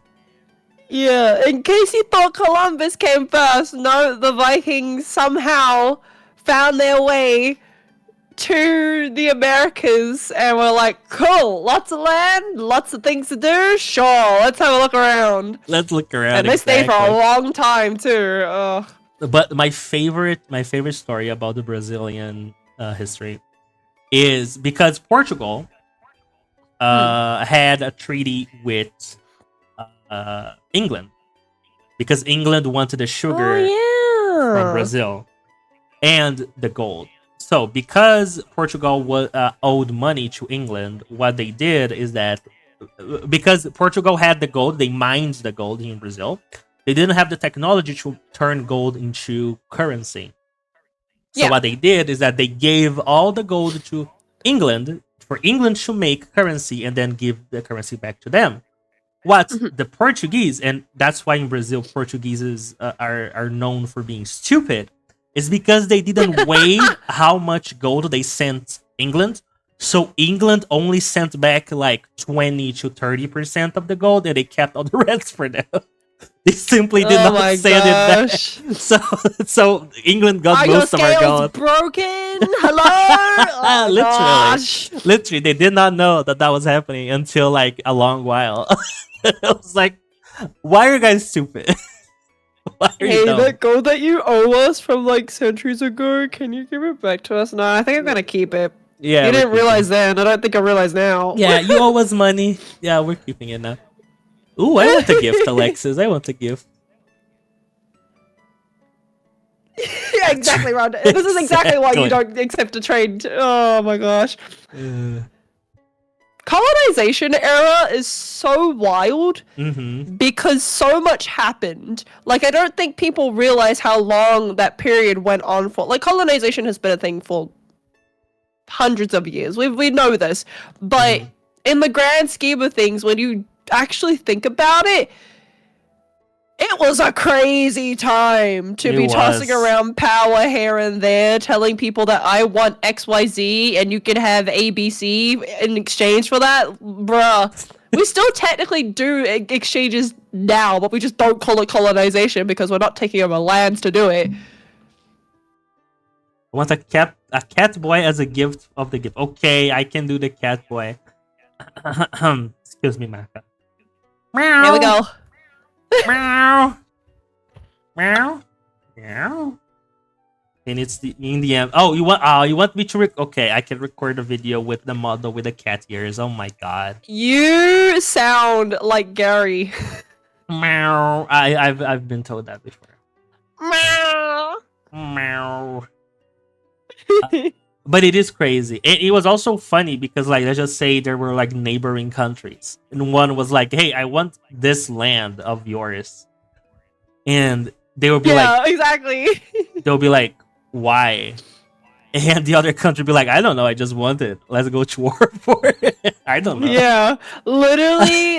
This is the other thing as well about medieval history that I want all of you kids, listen to your teachers. I want all of you to remember, medieval-wise, the basic rule of most fights in medieval times is bigger army diplomacy. If you have a bigger army, you basically overall get rights to anything. That was how it ran at the time. Let me show you guys. Medieval history song. Let me show you guys I what love Alexi medieval sent history. me.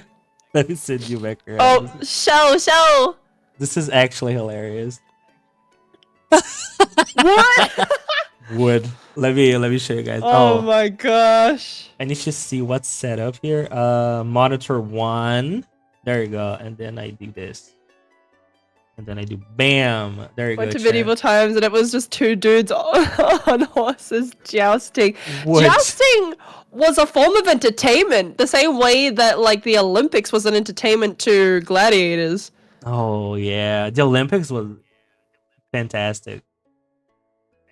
Imagine, hey, my people are better than yours. Let's just make them do silly games to prove that they're better than you. Yeah, literally, majority I of the love that. medieval times. The whole point of jousting was mostly for lords who had their own land hmm to basically impress the king. No, Is that is true. essentially what it was. Absolutely. Oh, I see. Olympics and gladiators. Did I say gladiators? Oh, sorry. You said it. Yeah, you said. What was I it. saying? You were talking about the Olympics. You started talking Yeah, about jousting. what jousting is to medieval is what the Olympics are to. Yes. Technically, I can say this to the Greeks and the Romans because they, in a way, are basically similar. Very similar. I think what you mean is Olympians. There is a term for that, Olympian. That is true. Yeah. And I think that's hilarious. Restless. Wrestlers. Well, not only wrestling, but I really like the Olympics. I think it's cool. I just want them to add esports to the Olympics. Imagine an Olympic Marvel Rivals match, chat. I want you to picture that with me right now. That sounds How would you dope. dictate that though? Because you're representing your own country, and I guess Yeah. we're probably already doing that technically. Yeah. So yeah, it could still be done, but point system wise, how do you dictate that? What do you mean? If you win the game, you got a point. What do you mean? You win the game. Yeah. Exactly. It has to I'm be gonna cap competitive over. games. Yeah. Yeah, true. Well, it could possibly happen considering the fact that they brought skateboarding officially to the Summer Mhm. Olympics, so. Exactly. Bye, Good Alexis. night, Alexis! Good night. Rest well! Yeah.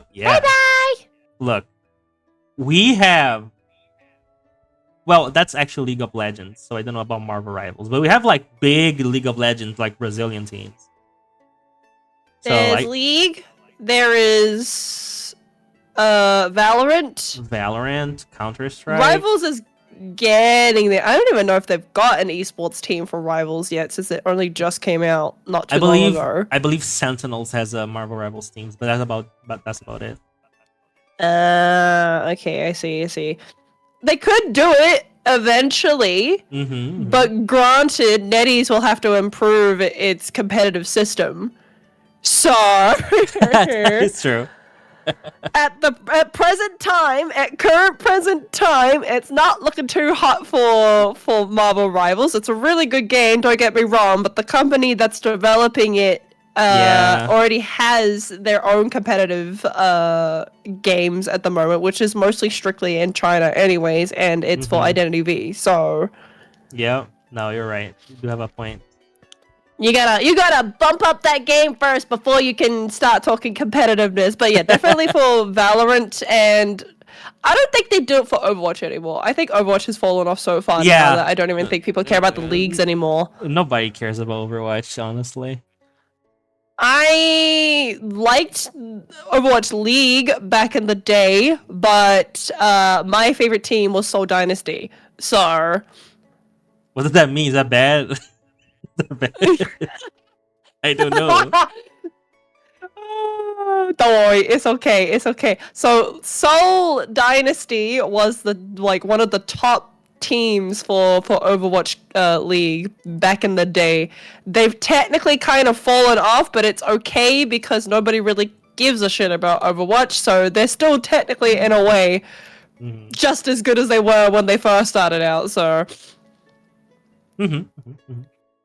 but yeah, I can't think of another game that is competitive that people. That they could add to the Olympics. They couldn't add too many, I think. And if they did, they'd have to just consider esports in general to just be like its own kind of Olympic thing. Yeah, like a known event just for esports and different. That's actually interesting. That's probably like a better choice because there's just different games that you can evaluate like skill in different ways. Yeah. Yeah. I don't know, like get two people to do jump king. Oh, that would be cool. Like a jump king bracket would be insane to watch. Yeah, see how fast somebody can complete it in one go. That means that you're just having to beat each other by mere milliseconds. That's how fast you'd have to go. That's actually pretty good. Look, I would participate in the Fall Guys category. Chat. I just pass. Look, I just need to be muted. Just mute my mic and it's fine. Okay? Just do not let them hear me. Oh my gosh.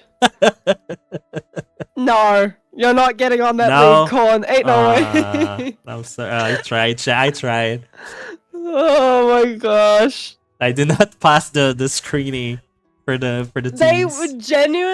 They would probably simply for the fact of like you and your personal commentary, they would probably have to kick you out in general. They would have to be like, we can't let this guy on the team. He's literally talking all this smack and it's a problem. No, that's illegal. We can't have that. It's okay. Nobody speaks Portuguese. No, it's okay. Nobody's gonna understand. Your teammates probably do. Who fucking cares about Portugal? Oh my gosh. It would be nice. There are also some African countries that speak Portuguese. Actually, I think there's exactly 7 countries, 6 that speak. Like it might be a dialect, but even so, some people in different dialects can still pick up each other and what they're saying. So okay. Everybody loves Brazil. Oh, also why I was mad yesterday is because Brazil lost to Argentina 4-1 in football, and I literally never felt more willing to eradicate a country like I was yesterday. Like I felt yesterday. Oh my gosh! I'm sorry. It's just. It was horrible. It was actually. I'm not even mad at the Argentina team. I'm mad at our team. Our team was shit. Was actually. We can't be talking about genocide so casually, Corn. You know that. It's not genocide. It's eradication. Nobody is left. Oh my gosh! It's fine. I'm joking. Twitch. I'm joking. This is a joke. Twitch, please. He's so casual about it. He's not scared of the Twitch gods. Oh my gosh. That's why you won't get invited to the Fall Guys Olympic. Yeah. Exactly, because of this kind of commentary. He tells an entire nation to kill itself, and everybody was like, "No, we can't have that. That's illegal. He has to go. He's gotta go." That's a good point, Rod. You do make a good point. No, but for real, I sorry, I don't mean that. I love my Argentinian hermanos. Sorry, why did I say that in English? Hermanos. And hermanos? His brothers, brothers in Hispanic. Oh, homies. Yeah, my homies. My hermanos. Hermanos. Yeah, why did you say hermanos? Yeah, I said hermanos, like I was talking to like the Texan or something, you know, hermanos. My bros, my homies. My bros. Yeah, but like my brethren. Man, that game, Brazil was deplorable. We're supposed to be the nation of football, you know, and that was horrible. Corey never calls me as his hermano. I'm gonna call you a hermano from now on. From now on, Rodrigue. You should tax him for that, Rod. You did. You One should more. tax him for every single time that he doesn't call you hermano. Why am not your hermano cord? Pay up! It's the Pay up. rent! It's like have like a swear jar, but like the hermano jar. That's hilarious. Every time you don't call Rod your hermano, you have to pay up like $1 or so. Damn, that's crazy. He'll be poor, he'll be broke, he'll keep forgetting, and then the I one will. time of when he actually remembers, but like it's completely on accident, you get to finally break open the jar. Yeah, that goes to your college, Rod. That's your college fund. These are college funds.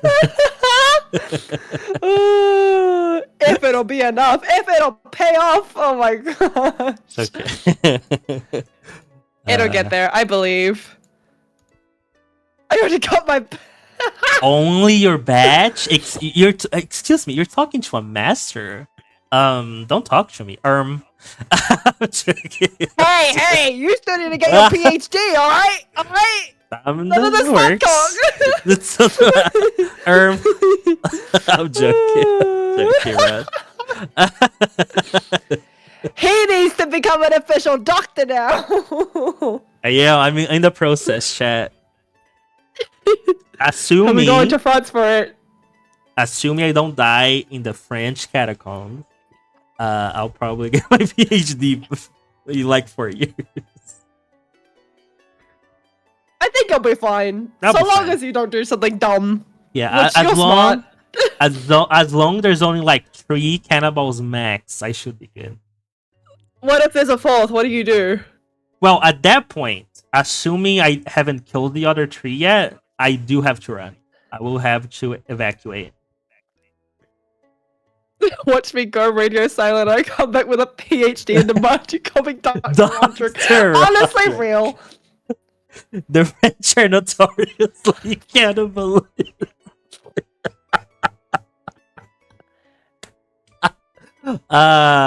It's okay. I'll be fine. Now what if Pi was here? Now what if Pi was here? What would Well, she say? Pi will probably corroborate with our assumption in a very polite and civil way. You're right. Now She can't hurt us. Yay! Hold on. No, do not call her here, please. Do not. Hold on. Damn. Pi, are you a cannibal? Let me have you open this. Painata.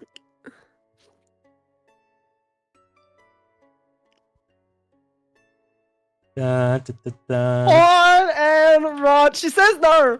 She says Horn no? and Rod said you are. Would that be? Huh?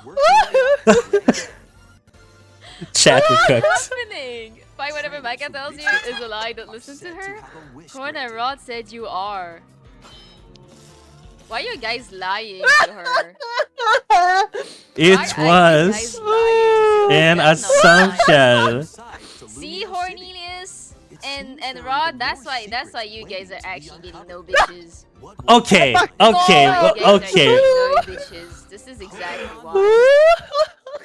I'm not platforming her anymore. I'm not platforming her anymore, chat.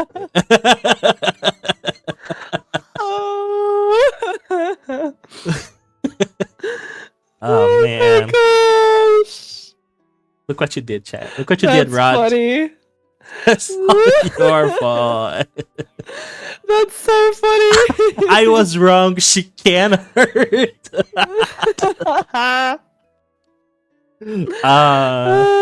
okay. No, but that was fun. What did I tell you? What did I tell you? Look. Gotta ask, you know. Gonna be Yeah, true. chat. never underestimate a woman. Never underestimate a woman. True. That is true. Oh, she's always one step at the line. God damn it. That was really funny. That's why Yeah, you no, get... that's not. Let me just see for a second. Yeah, damn it. Oh. That's why See, now the point is extra proven. Cannibals will hurt you. they really will. They really will. Chat. It's so over. Oh. Well, I hope they never send me any of your body parts. I'll actually be really scared. Nah, it's okay. It won't get through. They better customs. eat you up thoroughly. I'm sorry, Con. I don't Aw, want any man. leftovers. I'm just gonna be just another skeleton in the catacombs. That's Well, okay. It's a sad way to back go. to the will thing. Either you die via cannibals and I have to tell everybody that, or I have to tell people that you died nobly. Now we can switch up the story here, right? Here's my thought process. We can say that you jumped into the catacombs because you were helping someone. I don't know how we're going to Yeah. prove that to people, but we can try. Well, we we- could just say, I don't know, you fell into the catacombs and therefore you became cannibal meat. So, well, you can say we can say we fail. So like we both died, and that would be at least was a attempt. Even more noble than that. It wasn't 4. It was 400. 400. Yeah. Yeah. Make 5 men feel like 5,000. I'm walking through the streets of France, like, hey, have you heard about the cannibals? And the people are like, no, and I say, you're welcome. That is your contribution to the French society. I rid France of its cannibal. Cannibal awareness. Cannibal and awareness is crazy. Oh, he got 90% of. True, chat. France is now more humble and more aware because of your contribution, Colin. Well done. Exactly. You're welcome. You're welcome, France. Not only do you offer contributions in science, you also offer it in cannibalism awareness. Yeah, cannibalism awareness. Exactly. Oh my god. I'm sure they'll give you a medal for it in the future. I will be recognized. My deeds will be recognized after my passing, just like Van Gogh and other artists before me. They'll put your work up in a museum. The only difference is that it's literally just your writings on a piece of paper, and it's a mixture of English and Portuguese, Yeah. all framed. And it's like a crumpled piece of paper that you tossed out one day, and it was like, no, we have to preserve this. He's a Yes. hero. It He's was a like- war hero. It's just like a grocery list or something, like something really unimportant. Needs apples. Scratch Yeah. that. Doesn't need apple. That's oh my god, that's funny. It's such a funny hypothetical. has like a footprint from like Sophia after stepping on it at some Yeah. point or whatever. A little, she chewed a little bit on the paper, so like there's a piece bitten off. They tried to preserve it as much as they could. Exactly. But that is a good hypothetical. If you can choose to like in a self-sacrificial, like in a heroic death way, Macaron, how would you want to go? I've always thought of this, right? I would say Huh. quick and painless, but then again, like I shouldn't say it in that way. That's the wrong way to start. Me saying straight up that I always think of this. Okay, heads up for everybody. I have a really big crippling fear of death because I almost died when I was born.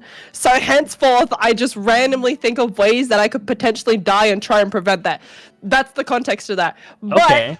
I've always thought that if I were to die in a heroic way, it would more than likely end up happening somewhere I shouldn't have been in the first place. So, like, for example, if we were to go to war, my heroic stance would be me dying on behalf of, say, for example, a family member. I've always thought about see. dying in place of my younger sister. I've always thought about that because I've never want her to be in that kind of situation ever. To protect her. I see. You've clearly succeeded That- so far. That is true. That is true. That's a feat on itself. True. Granted, I do believe that I kind of dodged a plane crash. I like to think that anyways, considering the fact that when Kat and I were coming home from Japan, literally a week later, they have a huge plane crash in Korea. And I was like, thank God that wasn't us, because holy crap. Plane glad. crashes... plane crashes is like the last thing like on my list. It's at the bottom of the list of ways to die. It sits in the same category as drowning in an abyss. That's how far down the category Damn. goes. No, drowning is like probably the worst ever. It's probably the worst of all. Well, it's slow. It's Drowning slow. and getting set on fire, it's slow. It's Yeah. not quick and painless. It happens slow and painfully, and you're very aware that they're both happening at the same time, and there's nothing you can do about them. Mm-hmm. So Yeah. I think when people talk about like succumbing, especially to drowning as well, because obviously people die Mm-hmm. either by choice or because they have no other like, I guess, reason to live or whatever Yeah, through dying to drowning, or protect even just others. simply like, yeah. The whole concept of drowning, because I've always thought about how it would happen, is the fact that you're sinking into water. You're still aware that you're in the water, bear in mind. Yeah. You lose consciousness at about a certain point, but you're still aware that it's happening. Water is filling up your lungs. There's pressure above you. You're not going to come up. That's terrifying. It and is. it's all happening in approximately, I want to say it'll take 15 minutes at best. But that's a long 15 minutes. That's the longest 15 minutes you ever go through. That is fair. Yeah. My Like- thing. Oh, go ahead. Sir. Oh, sorry, I was just reading what Rod was saying. Plane crashes would kill you super quick, though. True, but the lead up to it is what's terrifying, because you're aware that it's going to happen. Ah, yeah. And that's a good point. It's those moments in between of where you have to actually adjust yourself consciously at the fact that you are going to die, and you know you're going to die. Yeah, that's actually terrible. That's actually Yeah. insane. Okay, Because most plane crashes happen on entry and on exit. So, when you think about it in that way,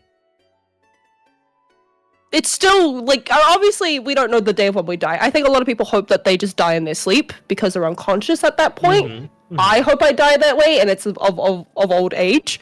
But when it comes to a plane crash, like I said, you, in those mere seconds, like when a plane touches down and they have malfunctions, you hope that the plane will survive. And in a lot of cases they do, but there are a lot of cases of where they don't. They don't. And you hope that situation when it doesn't, it's not you on that plane.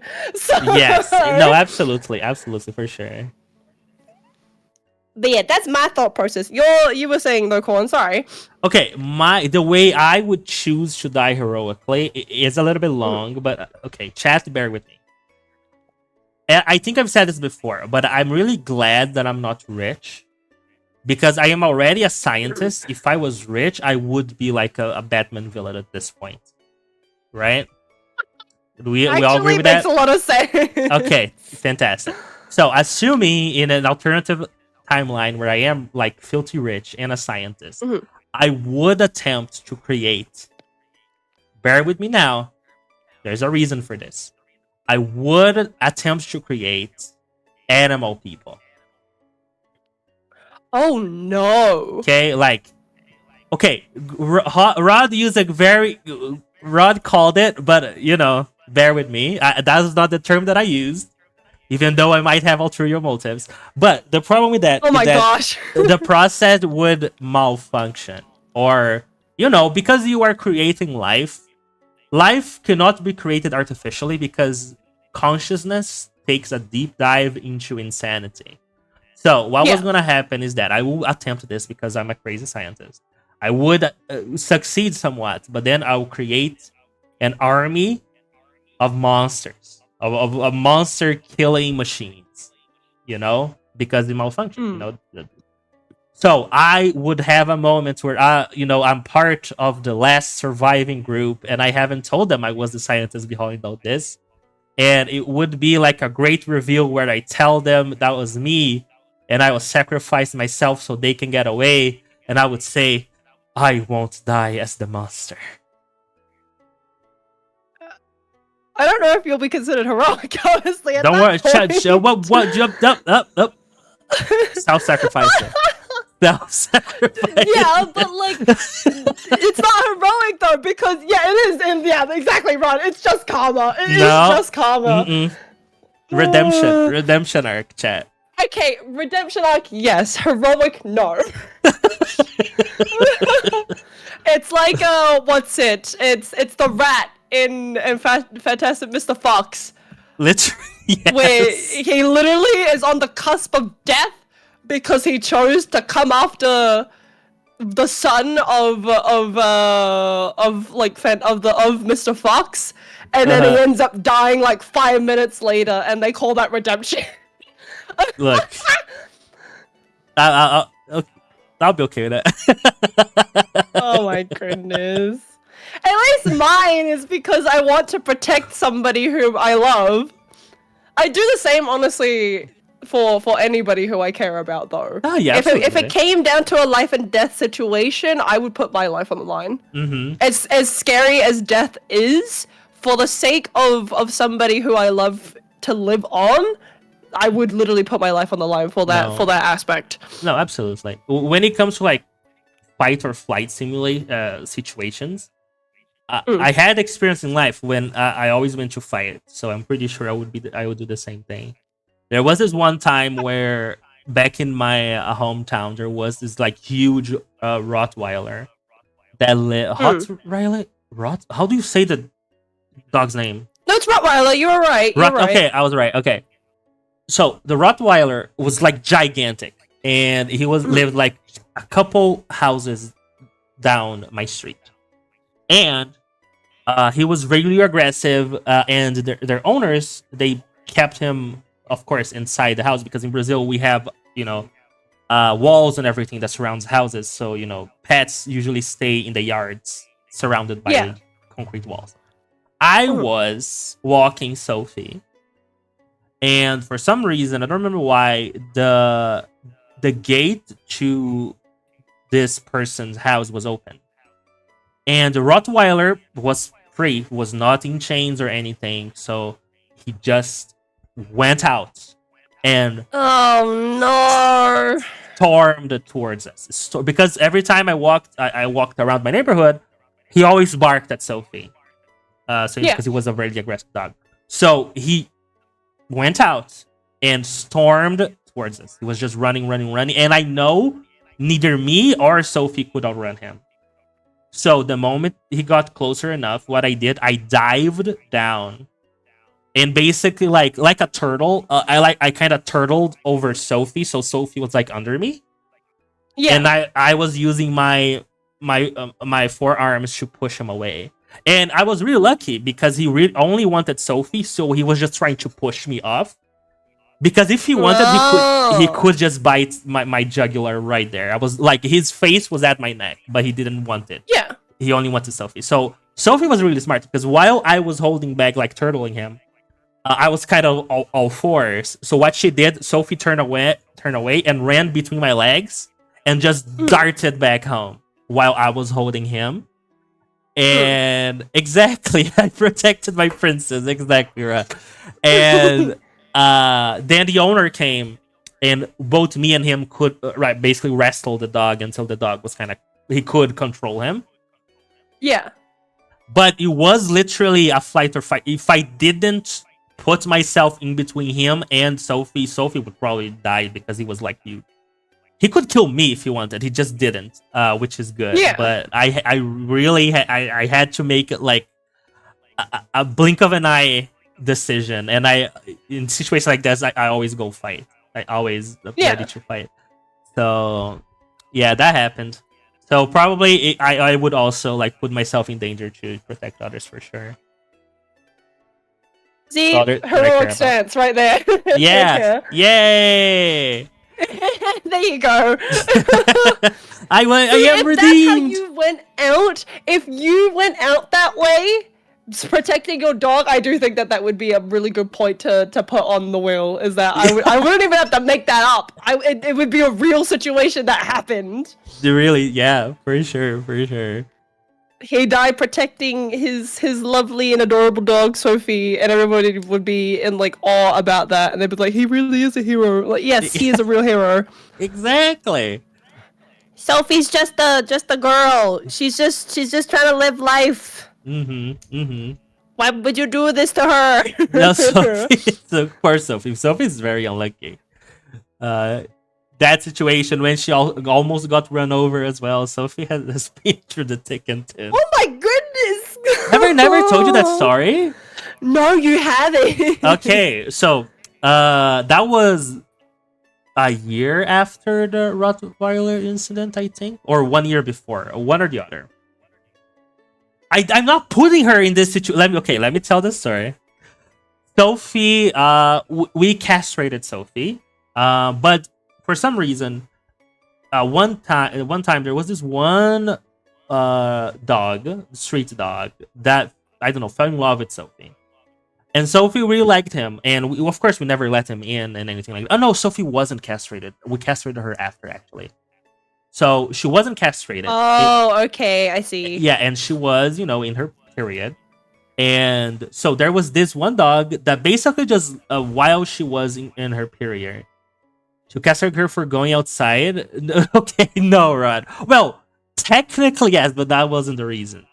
So what happened that this dog basically just stayed with her, even though they were separated by our wall and our gate. He stayed on one side of the gate, she stayed on the other. I need to find, there's a picture I took of both of them, one staring at the other. And he really wanted to get in. Of course, we'll never let him. But Sophie was also always trying to get out. So, in one instance... because she was, in heat. Yeah, because she was in heat, Yeah. exactly.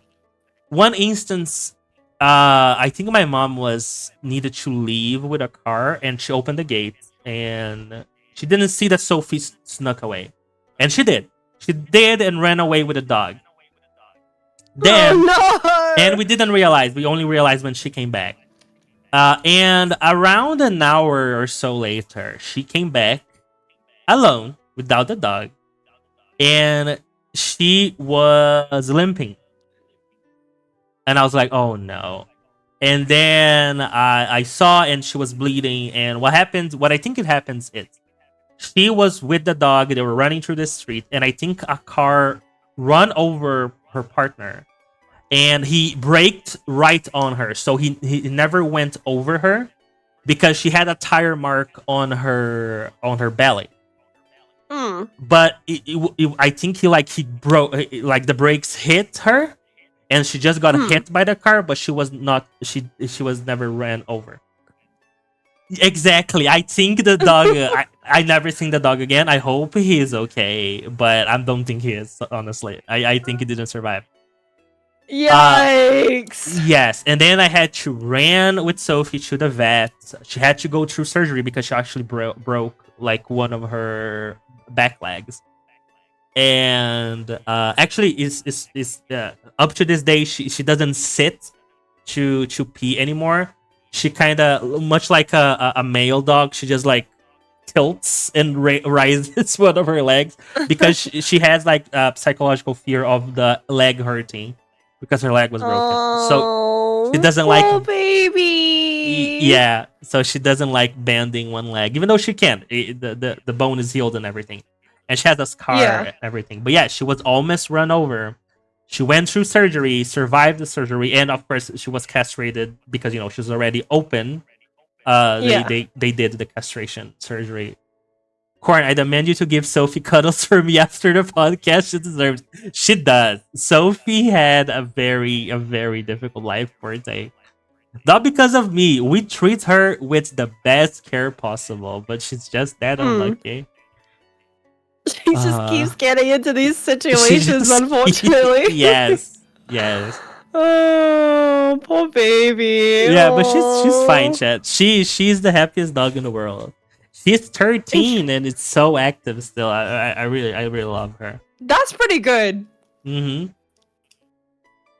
Yeah, like Man, I get Go the ahead. castrating part though. That makes a lot of sense because one of my friends when I was a kid, they castrated her when she was like I think 2. Mm-hmm. And I was like, at the time, I didn't understand it, and then I ended up working at like the RSPCA, so the like the dog shelters that they have here. Mm-hmm.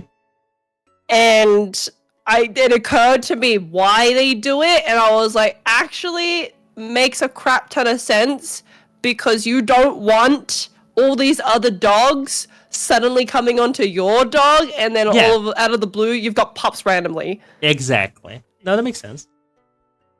Exactly. So that'll shake you. That'll be a huge shock to you, because then it's like, well, now you've got this litter, and you have to figure out what you're gonna do with it. Yeah. Yeah. Usually you can't people keep donate. them, so Yeah. yeah, exactly. Sophie, actually, I got Sophie from a donation from a litter, actually. Oh. Yeah, there is this woman in our hometown that she always like takes dogs, takes care of them, and then she donates them.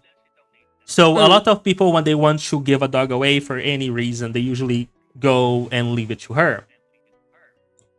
However, Sophie, whoever abandoned her and her brothers and sisters didn't give it to her. They left them inside a trash bag in front of her house. So when she, in the morning, when she like go to collect them, they were almost, asphyxiated because they were left inside a trash bag. Yeah. So yeah, that's why Sophie, up to this day, everything that's like black in color, like umbrellas, appliances, and trash bags, she's really, really afraid of trash bags because of that. No, that makes sense. What the heck? Yeah, she has trauma. Yeah, but she survived too, and I think she had 4 siblings. And it's funny because she was the only sibling who was on her colors, which like black and cream. All of her siblings were caramel, and so Sophie was a special, like the black sheep. So we chose her to adopt, and that's how we adopted Sophie. She was like I think like not even a month old when we got her. It was really, really cute. And a trash bag, though. Oh my gosh! Yeah. People can be a really bad chat. People can be really bad. I mean, I've seen it as well when I was working at the RSPCA. So a lot of situations, because it's mostly rescue dogs, a lot of the rescue dogs that are there are usually there because their housing situation with their previous owner has either they can't financially look after the dog anymore, or the owners have basically abused the dog. So a lot of the time, if a dog is lashing out, it's usually not on purpose. Like, it's not in their nature to do it. It's simply because that's all they know. And the tragedy about this, when other people are adopting these dogs and then they end up bringing them back, it's because when we give the dogs to a new family to look after them, they don't give away any information about what had happened previously. All that information is confidential, which is really a shame. Like, I get confidential because, like, privacy of the previous owner and whatnot. That's perfectly fine. But it would be nice to know what the situation was, so therefore you know how to adjust to the situation and what it was previously. Like, my dog, Cairo, he was a Staffy mix. We weren't notified exactly what his case was in the past with his previous owner, but we had the suspicion that he may have been abused by his previous owner. Because a lot of things, when it came to like affection and whatnot, he would lash out. He'd freak out.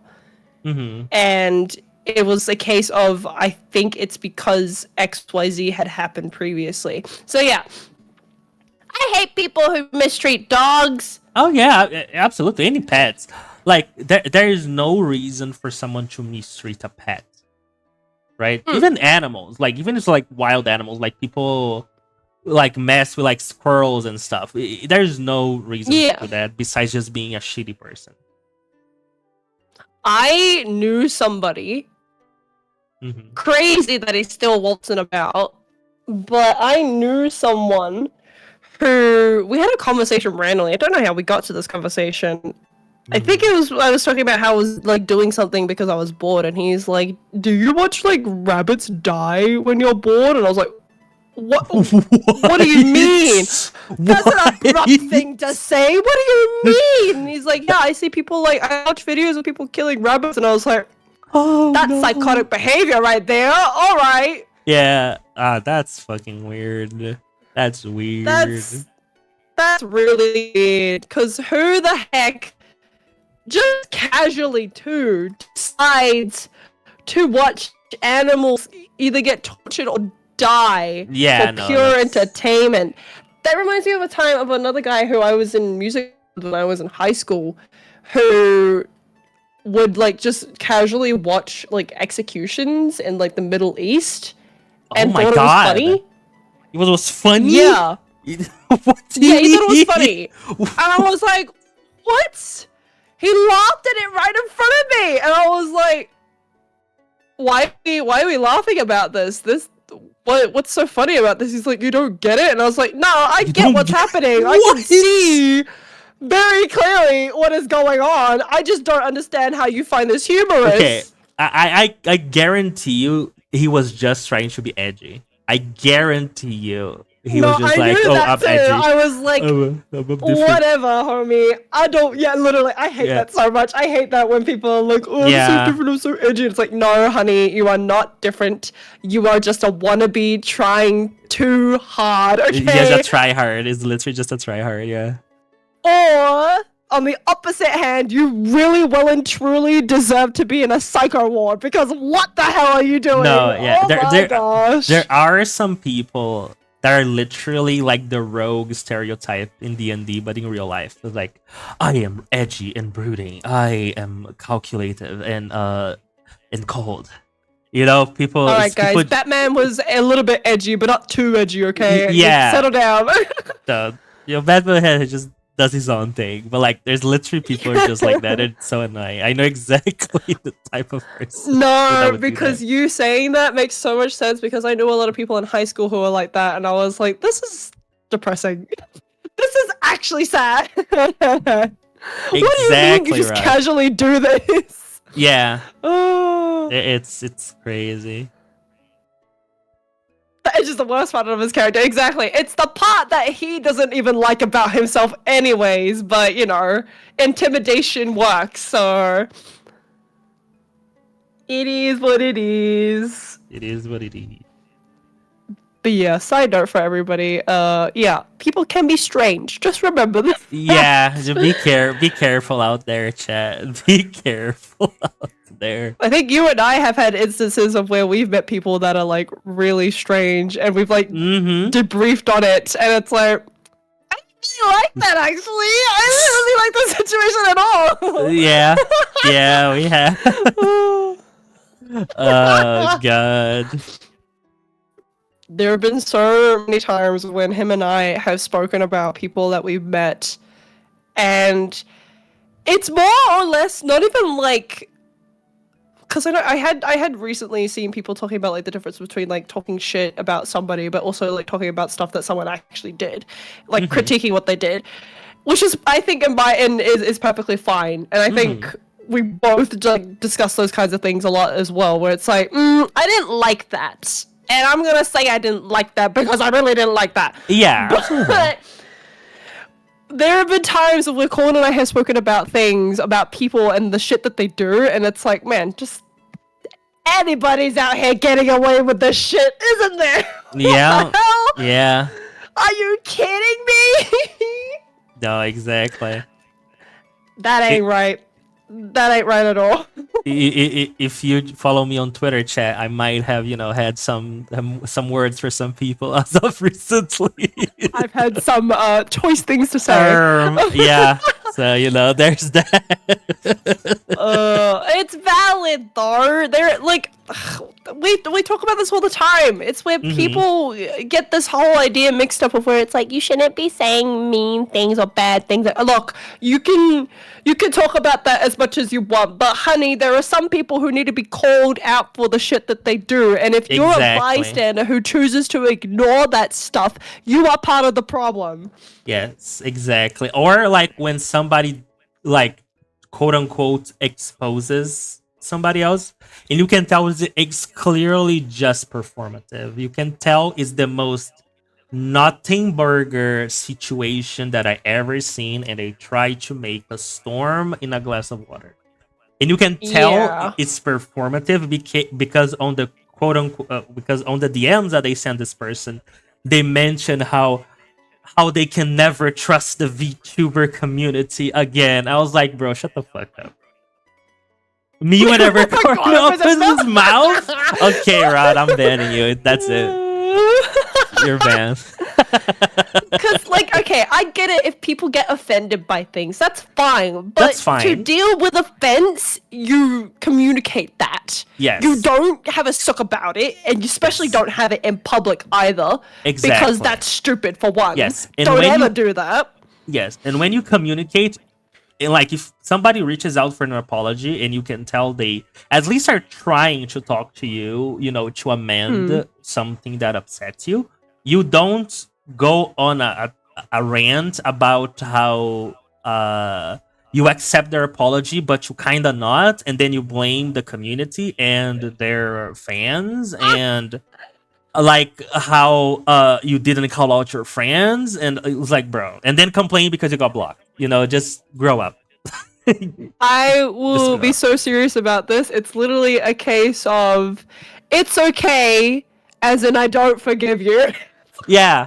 Yeah. Okay, Like I understand right? what you're trying to say, but still, because oh my god, I don't want to open that can of worms again. But holy shit, I was like, Don't worry, I what? did see it go down, and I was like, okay, I can understand if someone's upset about something. Granted, there are places where some people may have made mistakes here and there. Not everybody is great at corresponding or, you know, making amends in these kinds of situations. But if you are somebody who's stubborn enough to just not take it and full on rant about something that was so, I don't want to say minuscule because it kind of was, but also like if it's something that upsets you, that's perfectly fine. But it gets to a point of where you have to face the music and realize that there's no way that you can change that. Yes, exactly. Sometimes that's how it is. Being upset is valid, but how you respond and how you deal with that with people that you know that are talking to you, trying to figure out and not make you feel upset. It's it's the most important thing, right? Yeah, compromising is an art, and if you're not good at it, doesn't come from one side. Compromising comes from two different parties. And it's where you Exactly. both can finally meet at the middle and be able to make an amends. If there was no amends made and you cannot compromise, that is a problem on yourself, and in which case that person is valid for not wanting to talk to you because you're just continuously bringing energy that it is exhausting. It's tiring. We're all It's tired. tiring. It is tiring, exactly. And I'm just gonna say this, chat. If for some reason you have a joke that you don't like that's very, some would say, lighthearted, but I'm not gonna get into that merit because the person does get upset, which is valid. But if you get upset about your name and jokes that people make about it since allegedly 2022, and people still makes those jokes and you still get offended by them, maybe change your name. Yeah. You know, after 3 years of being upset, I would just change my name to avoid headaches. But that's just, I don't want to tell people I what don't to even do. get offended by it. I just get annoyed Yeah. because some people's jokes about it are just really old. Yeah, exactly. Right? But no, that's why I don't trust the VTuber community. It's not even about trust. It's just simply Yeah. just communicate your issue. It's okay if you feel upset. And the thing you have to acknowledge as well is when people are trying to validate the fact that you're upset as well. That's completely fine. It's Mhm. okay to have your emotions validated. At least recognize that that's what's happening. But if you're going to continue to villainize someone, even when they've made an attempt to apologize to you, and you keep spamming them with all this nonsense about how it upset you, Uh-huh. and at this point it's getting very like offensive and like aggressive in a way, they Mhm. are going to shut you out, because it's not healthy for them to have all these words of negativity tossed their way. Just like Yes. how having words of negativity tossed your way is not good for you. Hello? Have we forgotten the concept of treating others the way you want to be treated? Oh my gosh, I'm sick and tired of Exactly. everybody. No, you're right. I'm No, sick of this community. look at this community. No, it is reciprocity. Reciprocation. There you go. There you go. Reciprocation, chat, is really, really important for a good social life. You know, don't treat people how you don't want to be treated, and read the room when you are going past the limit of other people. That's basically it. Yeah. Uh, Just be smarter. be smarter, yeah, Be smart. for sure. Rod makes a really good point as well about the VTuber community. It is literally the loudest people who have never bothered to just grow up. Mm-hmm.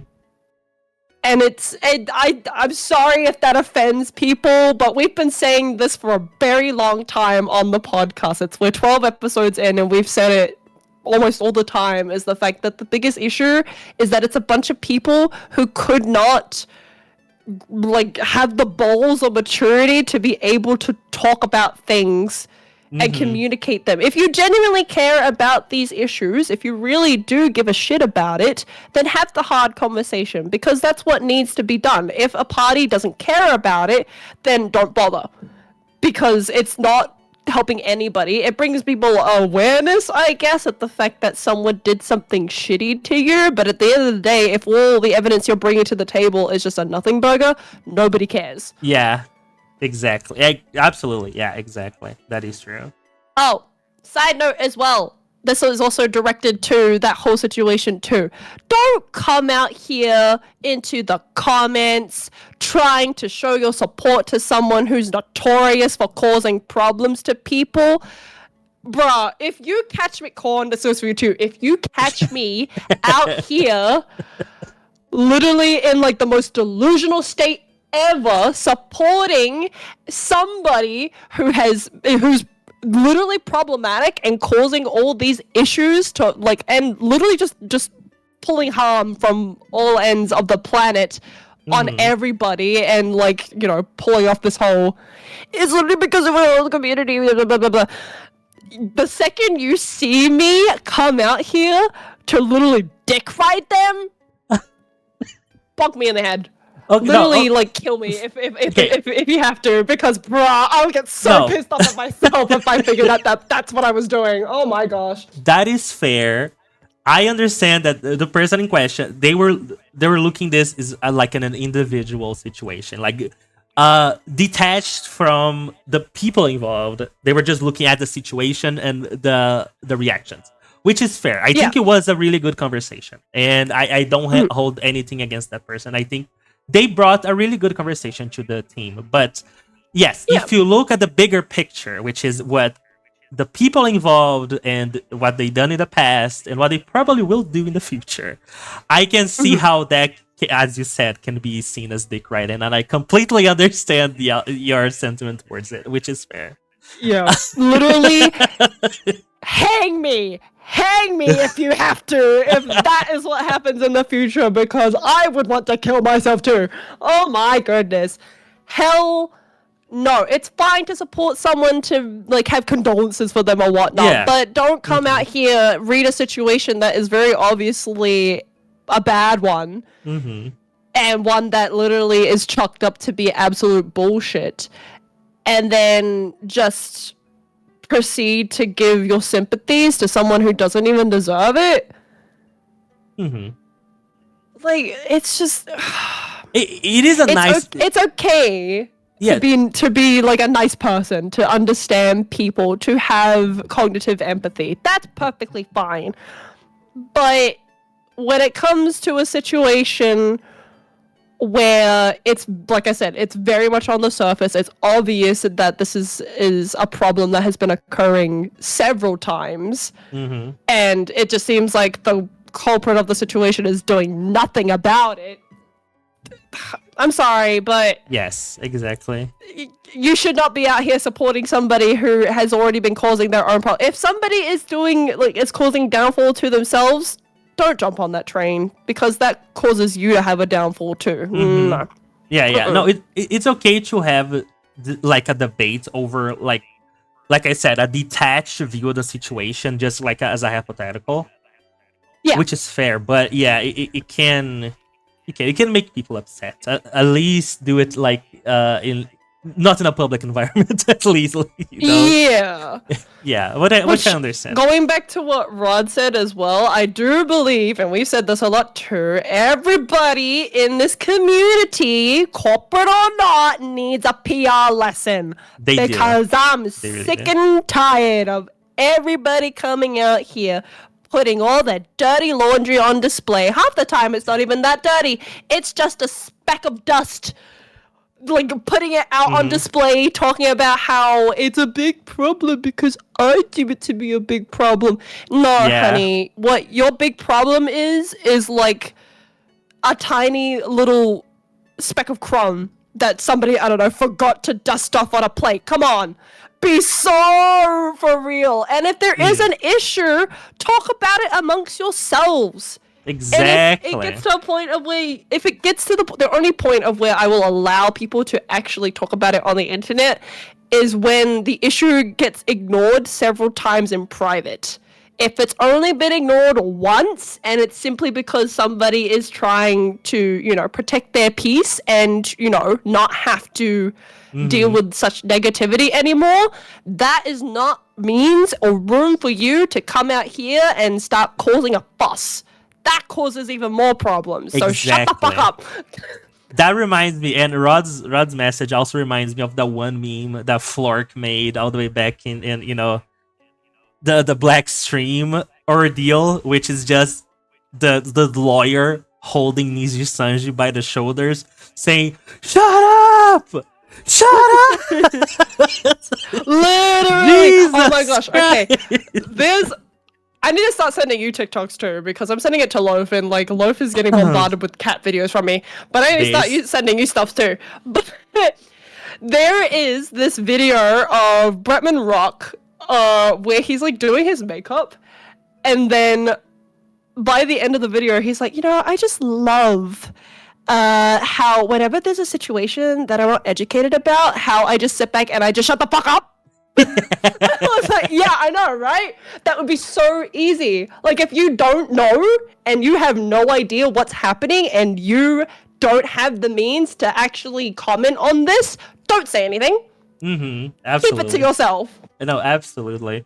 Also, if you're upset at someone, maybe don't, as a joke, you know, say that they should be hanged and drawn and quartered. Maybe that's a bad look. Whoa, actually, yeah, no, Have you that's seen that? wild.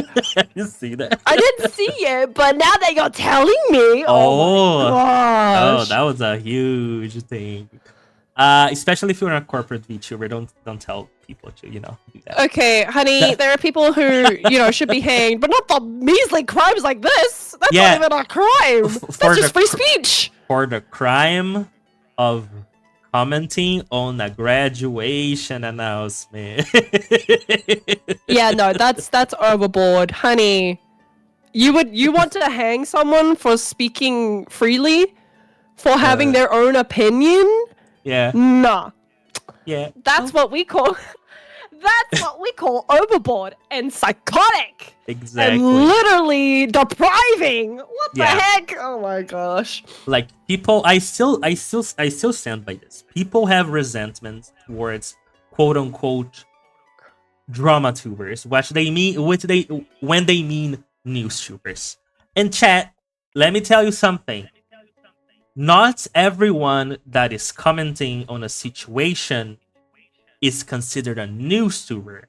Just because a green parrot is reading 4chan comments on a situation, that's not news. They are not telling you the news. They are they are shit posting, and people, that's content, and that's okay. Do not take a parrot that reads 4chan comments as news. Please do not consider them as news. You know what this comes down to? What it has always come down to is the fact that there is so much like media illiteracy. Exactly. People need to understand that. People, if a situation is big enough, people will comment on it. People will make content on it, and people will shitpost about it. People need to differentiate. You cannot compare false ID or even more of a light-hearted news tuber like Rima Evenstar to Parrot 4chan, because they do different things. Please understand. That's a crazy comparison for people to come out here and say that's wild. Yes, and people are putting everybody in the same. I'm not saying that any of those creators are bad. I watch all of their content because it's funny, but like, people are getting all of these creators, putting in the same bundle them together as, oh, they are the drama tubers. And there are big distinctions to be made. You cannot you cannot watch one video expecting to be informative when there's a shitpost video. That's not how it works. Media literacy, you said it all, Macaron. Yeah. I mean, because me and my sister were talking about it a while ago, and this wasn't even to do with the VTuber community at all. It was simply to do, you know what it was about? It was about Skate the Infinity, an anime. Oh, really? That recently got an OVA, and people were reading too far into something. So one of the characters, his name is Mia, and he's like 13, 14. He has a lot of trauma. Because he's like an Olympian skateboarder. Mm-hmm. So he doesn't have a lot of friends. His social circle isn't great. And, you know, therefore, XYZ, he is socially awkward. In the OVA, he goes over to Reki's house because it's raining and he's hanging out with Reki and Langa. And he ends up meeting Reki's sister. People immediately perceived this as them trying to push this narrative that they were trying to get Mia to be a love interest to Reki's sister. Now, it is joked about at some point in the show, but literally not at all do you feel that vibe. He's socially awkward for one. Homie has never had a decent friend before until as of late, because now he realizes that he can be friends. Most of the time, his friends are teenagers who are older than him or full-on adults who he skateboards with from time to time as well. So there's that going for you. Mm-hmm. And the fact that people were coming out here and they were like, I just don't like how they introduced Reki's sister. And they, like, her being there as a romantic interest deprives him of his character development. What are you talking about? Huh? Okay, for one, she's not a romantic interest. If anything, she's just a friend. Boys and girls can be platonic friends, you know. Number two, it's somebody who is his age. If he develops a crush, fine. By all means. He's 13 years old. Kids do that. Number three, the fact you come out here with that big of a take to say that, oh, his character development is being deprived. And it's like, what do you mean character development is being deprived? Even if he did or didn't have a love interest, no character development ever gets deprived in either situation. The only reason it gets deprived is because we push that character to the background and we never talk about them ever again. That's how you deprive a character from being developed. What the heck are you all on about? You guys make me so mad! Oh my gosh. Yeah, people sometimes don't know how to consume the media that they consume. And that's the big problem with media nowadays. Well, yeah, same goes for the VTuber community. It's the same Yes. concept of where people see a tweet and they just don't know how to read it. Oh my god, which happens a lot for some reason. Oh, Like, you and really misread the situation. which for some reason happens a lot. And that's exactly, Yeah.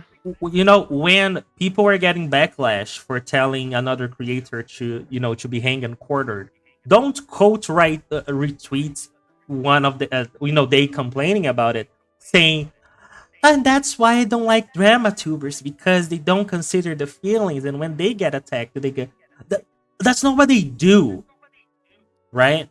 And Yeah. to answer Rod's point, for me at least, the way I treat news tubers or drama tubers, whatever people want to call them, the same way I treat the news. I as a hollow bro.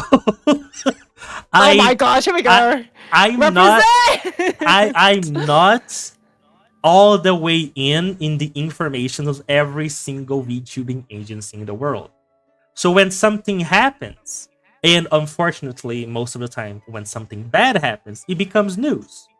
And the point of the news is to bring awareness to the situation. I know a lot of creators right now, they're indies, that they were screwed by their companies because of news troopers. Otherwise, I wouldn't know. Like, for example, when the whole situation with Square Mimi happened, I knew it happens because I follow her, I watch her streams, and I basically saw everything happen firsthand. But I know that people that don't watch her, they only know about the situation and now support her because they seen False ID or Rima or the President Zagi or somebody talking about the situation. And that's why I think news tubers are good, much like any other type of news tuber. Like even Moist Critical, he brings awareness to situations, which not always is something that, you know, you have to take action, or it's just awareness. It's news. It's just things are happening in the industry,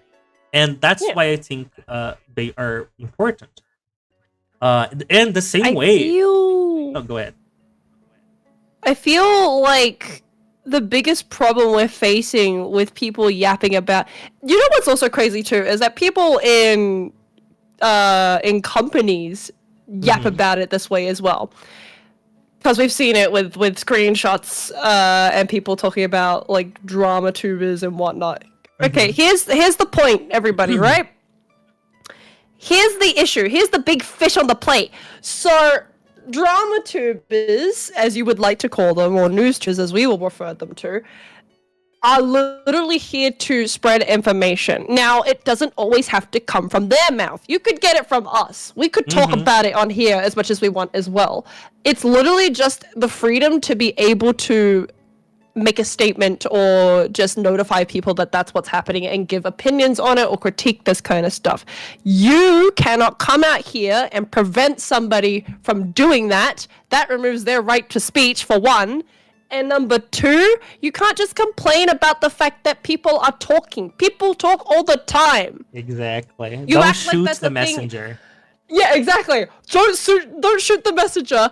I'm just here giving you the tea, okay? That's that.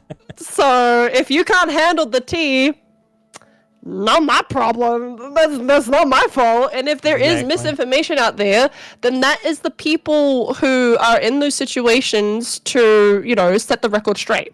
That's on them. Same kind of situation, for example, we always go back to this, but it's probably the best example you can do, is the situation with Solen or Doki now. So literally what she did was, when the whole situation came out, we only had one side of the story, which was Niji Sanji, and we all called it bullshit anyways. Then we get her side of the story. That there is a pure example of somebody setting the record straight. Yes. People are allowed to do that. If they choose not to say anything and it's just completely up to speculation, don't come out here and tell people not to speculate, because they have their right to do that anyways. Exactly. And don't get mad. I mean, it's okay to get mad because the company screw you over, but if you want to be mad at someone, be mad at the company that screw you over. Don't be mad at the people Yeah. that are selling. Hey, the company's screwing her over. Yeah, people who are literally just talking, who are just Yeah. having a conversation about it. You can't get mad at people for wanting to talk. If they want to talk, they will. Mm-hmm. That's not in your control. You have no right to stop people from doing that. If you want people, if you want to just get mad at somebody, like Quan said, get mad at the people who actually did you dirty. Who did the Who dirty? Yeah, actually are you're wrong. screwing you over. Yeah. Oh, but they didn't consider my feelings, brother. The company didn't consider your feelings, but by Yeah. making you go through it. Don't be mad. I don't want to. I don't want to talk about. Fuck, I'm pissed. I'm I pissed will again. say, I think this person who we're discussing right now, Yeah. and we're still gonna keep it in vague terms. I think in this kind of perspective as well, I think they really screwed themselves over by, like I said with the example for Doki/Selene, is the fact that she came out here and set the record straight and said her piece. She never continued anything else. She just said what had to be said, and that was that. Yes. She gave facts. That's what it was. With this other person, you didn't come out here to take an opportunity to give the facts and tell people what was actually going on. No, you came out here, told people what was happening, and then proceeded to blame another party about what was going on. You've already screwed yourself over at this point. That's not right to do. Yes. And in fact, you've put yourself in a much worse position than you could have been if you had just told people that a company had screwed you over. Exactly. And you know what Doki did the moment all of that happened? She hired a PR manager and a lawyer. Yeah, and exactly. She did two things that were probably the biggest and greatest moves that she has ever done at the beginning of her new career. exactly. Which is, it was the smartest thing for her to do. And it was a great job that she did that. Granted, a lot of people are not in that position to do something like that. Fine. Like I said, though, you still have room and platform to get your story out there and set the record straight. Granted, you're still under a company, but it's under your PL account at this point. And as far as we're aware, and as far as everybody has seen, even if you may be a completely different situation, there is a lot you can get away with your PR. There's plenty you can get away with. Absolutely. And therefore, you should be allowing yourself to get your story out, to get that information out. Let people know what is actually happening. Set the record straight of the fact of what had gone down. Yes, you still need to protect yourself, but you also need to do that in not just like a private light, but you need to do it in a public light too. People were on your side, and then you opened your mouth and started pointing fingers at somebody who didn't do anything. That Yeah. makes no sense. Oh my gosh. And all that makes it makes yourself the villain at some point, and Yeah. also make people not want to empathize with you anymore. Because why are you mad? No, you get literally everybody was on your side. You had the public in your best interest, and then you come out here and start yapping about how it's somebody else's fault when everybody knows that no, it's nobody else's fault except for your own company. They got mad at you for saying something, and so now you're in suspension, basically. So Yeah. who else to get mad at than the people who have screwed you over? Yeah. What? Yeah, you are in hiatus, but you sure as hell is going to come back to sell that birthday merch for one stream and then go back Exactly. and then go back to hiatus, by the way, that you totally chose to be, right? God, I'm so fucking Yeah. pissed. Every time this situation is brought up, I get pissed. I'm sorry, Cho. No, it's okay. Every time, It's just bro. once again, it makes sense for us to talk about this and discuss it because it was a big situation because it was somebody from a corporate. Exactly. Which I'm still mad that the people who are still in this corporate who actually still are allowed to stream to this day still are also of the same sentiment. Which also, once again, going back to Rod's point about the VTubing community, not only does it stop at indies, it continues on to corporate as well. The same mindset of a bunch of people who still dramatize this community like it's high school still. Yes. Get over yourselves, 1. Number 2, recognize who the common enemy is. Number 3, figure out how to get yourself out of that situation. It is not worth bending over backwards for people who don't care about you. So get yourself out of there. Hello? I don't Exactly. care how much money you're making. Money is not worth your mental health or your public reputation, okay? You have got a reputation to set, and it's been scrapped now because you did something that was Exactly. the dumbest move you could have ever made. Oh my gosh.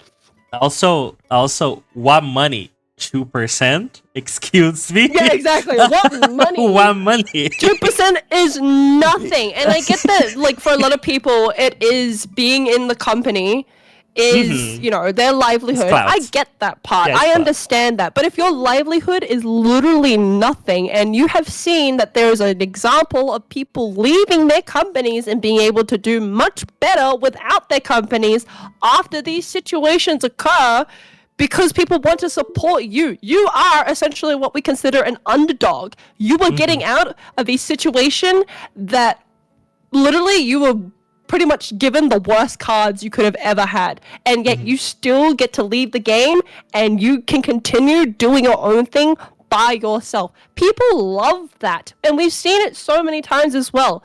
Take that opportunity while you can. Because the second you screw it up and you say something with your big old mouth and it doesn't land well, that's it. Nobody it. wants a piece of that anymore. Exactly. Just be smarter. Just be smart. Exactly, chat. That's Think the smarter, motto not for harder. today. that's Yeah. the message you need to take out of this conversation, chat. Just be smarter. Yeah. Like, I'm my not saying that everybody is dumb, but like some of your actions are pretty stupid. Not It's gonna very lie. Yeah. And you know, and you see the company on all these situations, right? And then you're like, I'm gonna audition. Look, to be fair, we did laugh We about that, did. but we said it. We said it in I the would. case of we'd be like intruding. We wouldn't Yes. be there for a good time. We'd be there just to, like, you know, intrude, play as the spy, and get everybody out. No, for sure. I one day, chat. One day. One of these days. Look, One if of we these stop days. using these personas all of a sudden, if we disappear from our accounts randomly, and then you see that a company has decided to announce 2 new people, put your bets down and say it's us. Put your Yeah. bets down and say that it's us. I don't care who out here is like, oh, the PLs of this account. Let them know. No, Let them know, yeah. because at this point, the company doesn't care. They really They don't. never cared. They At don't this care now. point? They won't care now. Oh man, that would be hilarious. One day, chat. One of these days, look, if the company is still standing on its 2 legs somehow and improvement still hasn't even made a cent. Nah, that's it. Wait, we're jumping Yeah. in. We're jumping in. We're infiltrating. We- The last episode of the podcast will be called Infiltrate. That's how you know. Infiltration, yeah. That's how you'll know. There will be signs. I wouldn't say it, but there will be signs. There will be signs. Oh my god. Oh, that's actually so funny. It is hilarious. Look, I think all I would have to say to them, honestly, if we did end up at because it means we'd have access to the servers as well, as far as we're aware. The conversations that would go on in there, because it's you and I and how we talk as well, would be a lot more enlightening than stupid. Oh, hello, stars, can't blah blah blah. Oh, because yeah. of XYZ. Look, I get that was like over a year and a half ago, but damn, that's That was funny. ironic. That was really funny. Oh, did you guys see that the new council Hololive council flopped? Look at the numbers. Look at the number. Yeah, bro. Look at your numbers now. Look at your numbers. It's literally.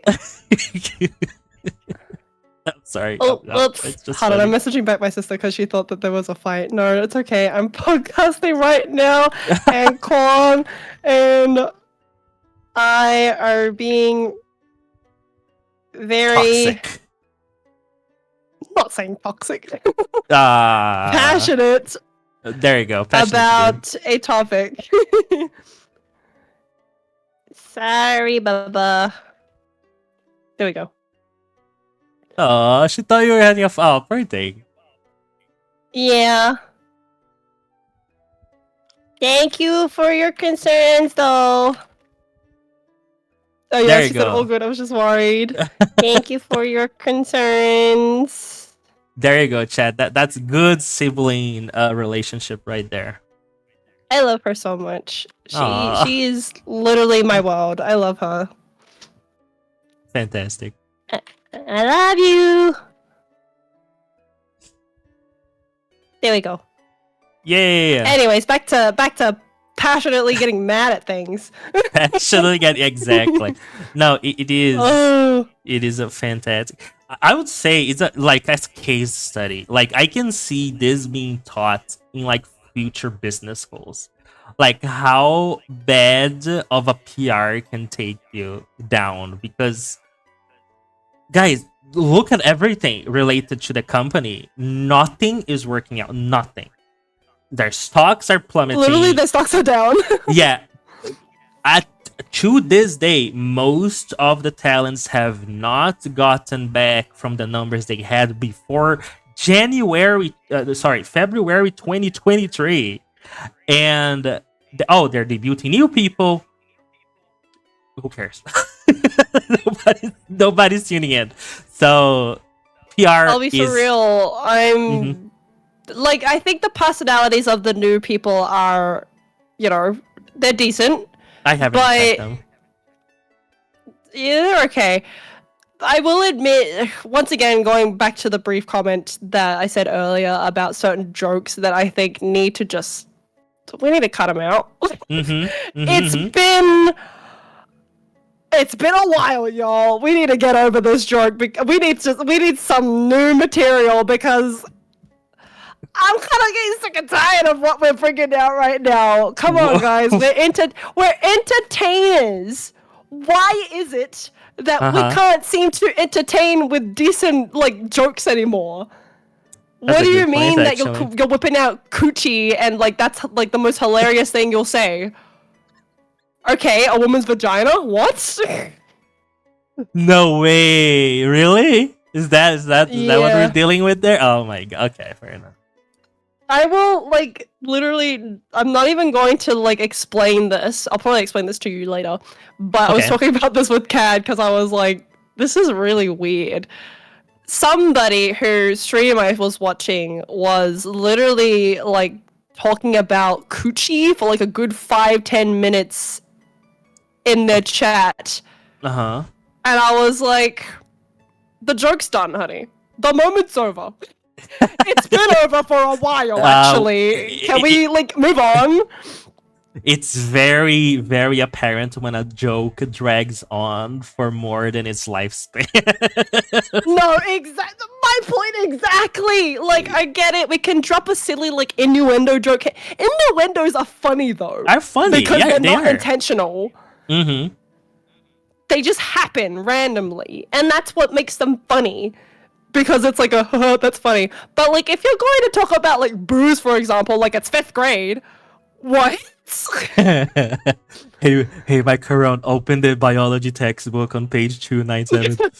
Stop, actually, that's my point exactly, is the fact that I've had this exact conversation where a boy has been sitting right behind me with his homie in science, in biology, and he whips out the textbook and he's like, ha, ha, ha, boobs.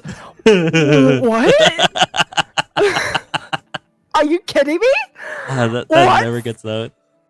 Oh my gosh. I don't mind making fun of people for doing it, but if that's you, if you actually high key are the person who does that, newsflash, I have some news for you, man. You need some new jokes. Oh Yeah. my god. Yeah, no, that's fair. That's fair. We're not the 3rd grade anymore, guys. No, we're adults, so make some adult jokes, and I mean some real adult jokes. Exactly. I don't know. Start talking about why your taxes are shit and like relate it to some kind of weird innuendo, I guess. Exactly. Exactly. Tax evasion is the funniest thing ever, chat. It never gets old. Breaking the law. That's hilarious. Breaking the law. That's hilarious. Because I want to see you come out here and fail to break the law, because then I can laugh at you even more. I mean, considering where they are, that's not a far-fetched. That's so. Yeah, that's fair. That is fair. Brother, I feel bad for those guys, but it's okay. It's okay, chat. We ball. Like, for example, like, and I will come back to this as well. It more or less falls in line with the difference between literally just yapping about boobs and then also, like, you know, appreciating art like a xenomorph babe. That's actually funny because on main, that's you being down bad. It is. It's true. This is the thing though. This goes back to our conversation about what's like generically attractive. Mm-hmm. Granted, I did say to you that the xenomorph babe is like in a generic way attractive, but it's attractive in a way to if you know kind of like group. Mm-hmm. Yes. Of people who come out here and like the only thing that they can see on the top is that, oh, it's a xenomorph, that's like messed up. But for other people who like Corn are a connoisseur of these kinds of things, who can see beyond that, that makes a lot more sense. Like, if you straight up said to me, like, it's a xenomorph and, like, you're attracted to a xenomorph, then yeah, that does deserve to be on a hear me out cake, because there are literally a giant group of people out there who are like, why the heck would you want to be with the thing that wants to kill you? Exactly. I can actually attest to that because I think that Michael Myers is attractive, so... I actually can say that. Michael Myers. It's like look. I told you this ages ago. It's about the mystery. It's about what's hiding underneath that you just want to find out. That is fair. It is like a friend of mine and a VTuber, Nako. I think her and Pi were also doing like somewhat of a hear me out cake, and Nako puts down GLaDOS from the Portal series. And I was like, huh, I can see it. I can see GLaDOS. Like her attractive. Yeah, her deadpan voice and like talking how she's gonna kill you. I like, huh, I can see it. Base. I'm gonna say like the biggest thing ever. Yeah, my opinion is that GLaDOS is generically attractive because every single man and woman likes her for her voice, and it's the same concept as to why people like boyfriend and girlfriend ASMR artists is because of their voices. So that's the generic attraction there. True. When we said attraction, we didn't mean it had to be physically. No, true. Voices are attractive, chat. Exactly. If you don't know what's going on behind it, anybody can fall for it. I can attest to that because I've been in a community that I burnt down for that exact reason. So, I don't mean to toot my own horn, but I have some experience in that area, so... No, for real. Not proud experience, though. Not any proud experience at all about it, though. That's fair. It counts, chat. But yeah, if it's in that kind of sector of where it's like, you know, appreciating art, then fine. We don't even have to make a joke about that. It's literally just watching Corn, like I said, on main, being horny for a fictional character in like a particular light. That's fine. That's perfectly fine. But if you're out here giggling about boobs, vagina, what? You're right. You're absolutely right. You're absolutely right. It's funny because like Lumi, I retweeted about that one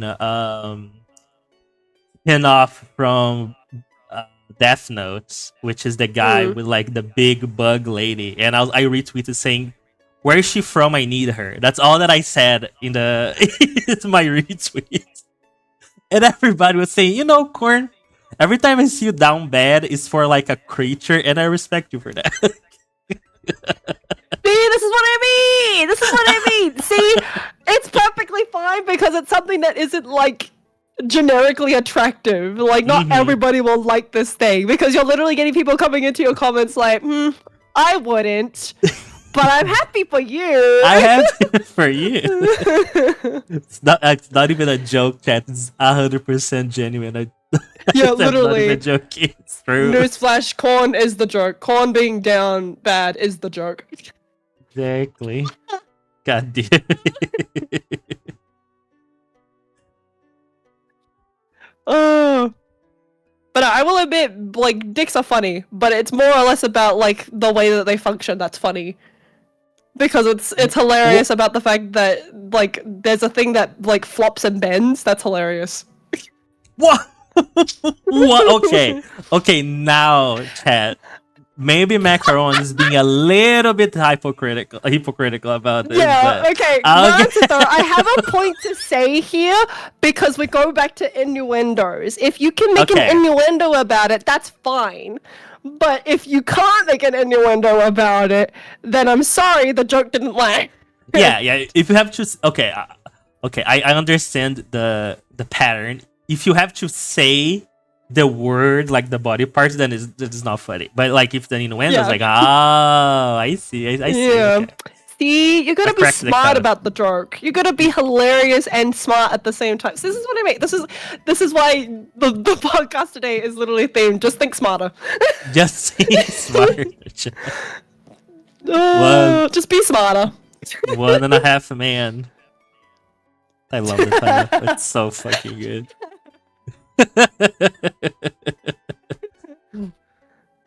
I love how people will see that and they'll be like, "Why is it called that?" It's because I didn't pull through.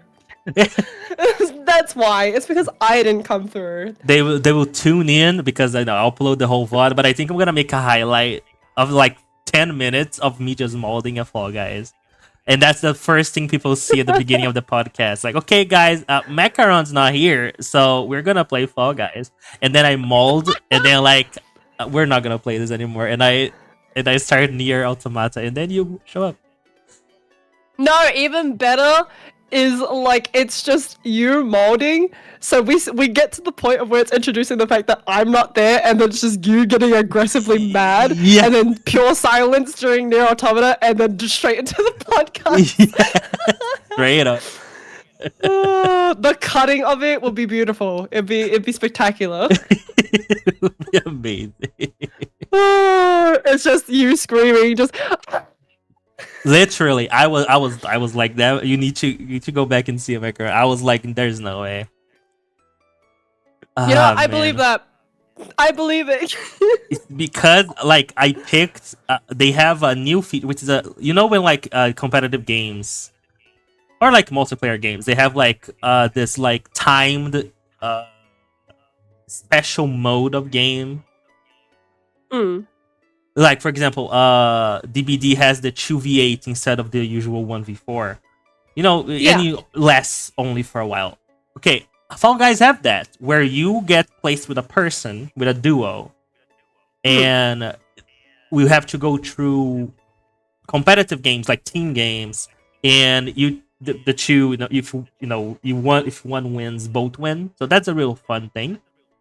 But Yeah. then I get into the fucking game and I'm Team Blue, and the whole point of the thing was to grab the penguins for longer. Just grab penguins and don't let the other teams grab the penguins. Mhm. There was a fucking teammate that we were literally alone. I was holding the damn penguin and he kept pulling the penguin off my hands, and like we lost seconds of time on our team because he kept kicking the fucking penguin off my hands. And I was go like, get your own. what are you doing? We're in the same team. I'm getting mad again. I love how it's been a case of I'm getting mad again, not Yeah. minding being mad, and then proceeding to realize once again that you are mad, so I am preventing mad. yourself from being said mad. I have to say I'm getting mad again. It's just a loop. It's just a loop. He can't get out. Yeah, chat. No, I need to scream, chat. I'm gonna run into the wind. Meanwhile, just there's scream. me. I encourage people to get mad because sometimes when you get prevented from being mad, you bottle it up, and then everybody else has to experience it later on. No, just do it now. Just do it It's now. fine. Just do it now. Just let it all out now, chat. Let it out. Just let it out. Ramon, stop. He's hurting. He's hurting really bad.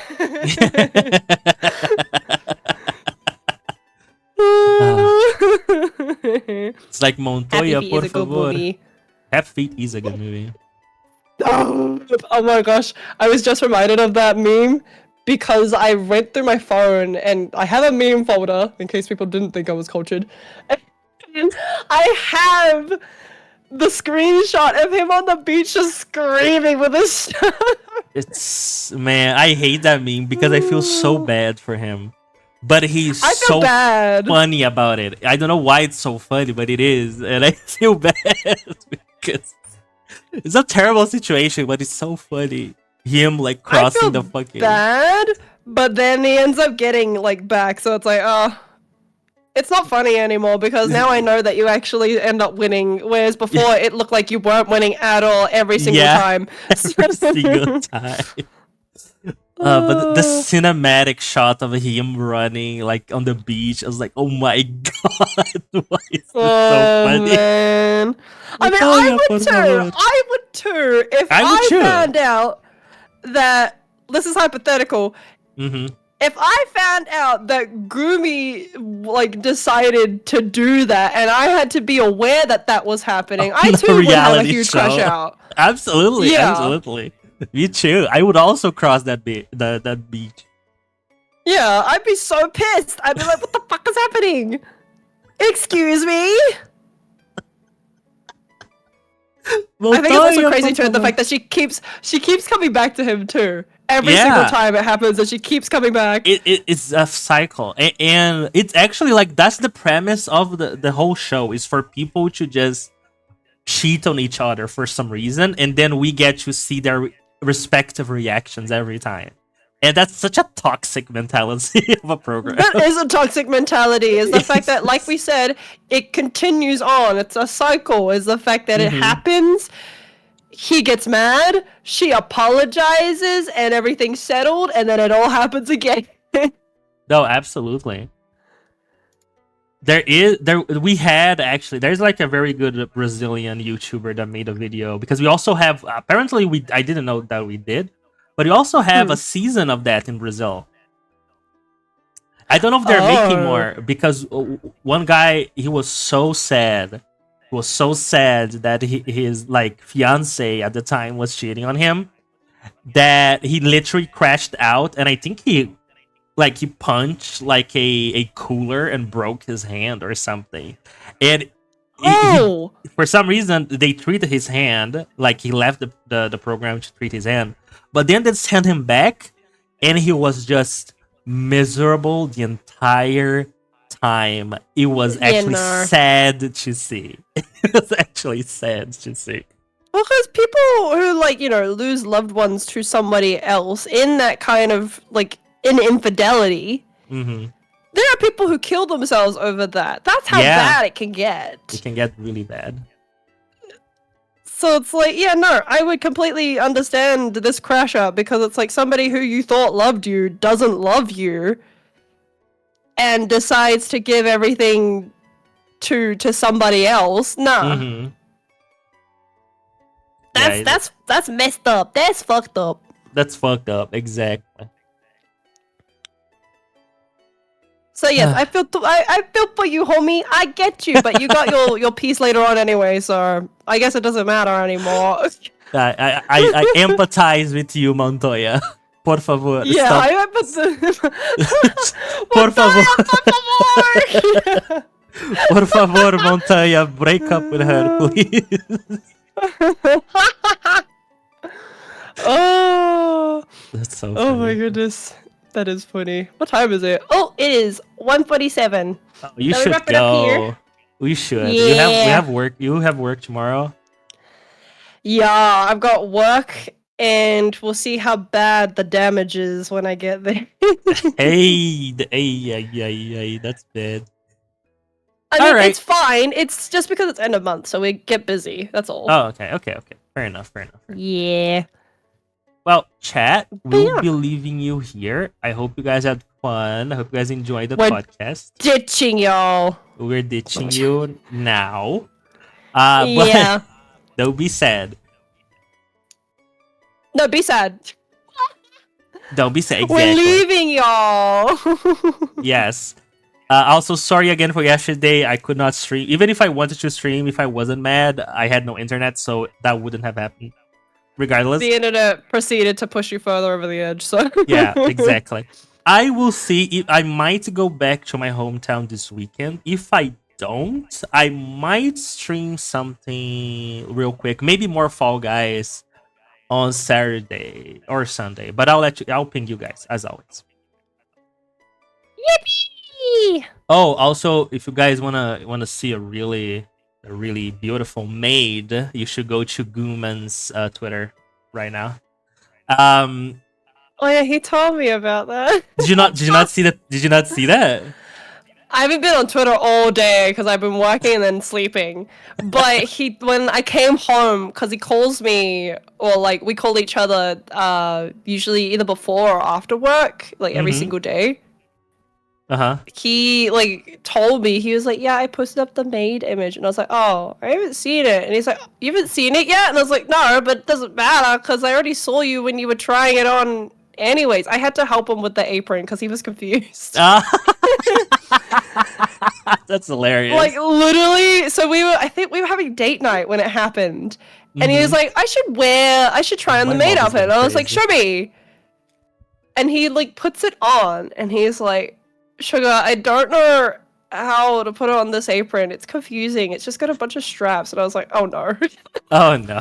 And he was right. It was confusing because when I was looking at it, I was like, how did you do that? And then I realized what he had done, and I had told him how to fix it, and then he fixed it up. So yeah. Credit to me, by the way. I will take full credit for that. You're welcome, everybody. You got a decent maid outfit picture because I told him how to put it on. So you're Based. welcome. The base. That was really good, really good. Right. Chat, we will be rating Pie, not a cake, because we did talk about her, and I did call her a cannibal. So this is the least I can do. Yeah, you can at least rate her. Exactly. I'm gonna put the raid message in chat, which is going to be hi corn. I need to make just a command for this corn raid. Alright. Hi corn. There you go. You guys make sure to go and support her. We'll be ending here. Any closing notes, Macra? Work smarter, not harder. Yay! Take that info with you to the grave. All right. That's it. Thank you guys for coming. Why it doesn't show me that I can? Oh, there you go. All right, chat. See you soon. Bye bye. Bye, everybody. Bye, bye, bye, bye.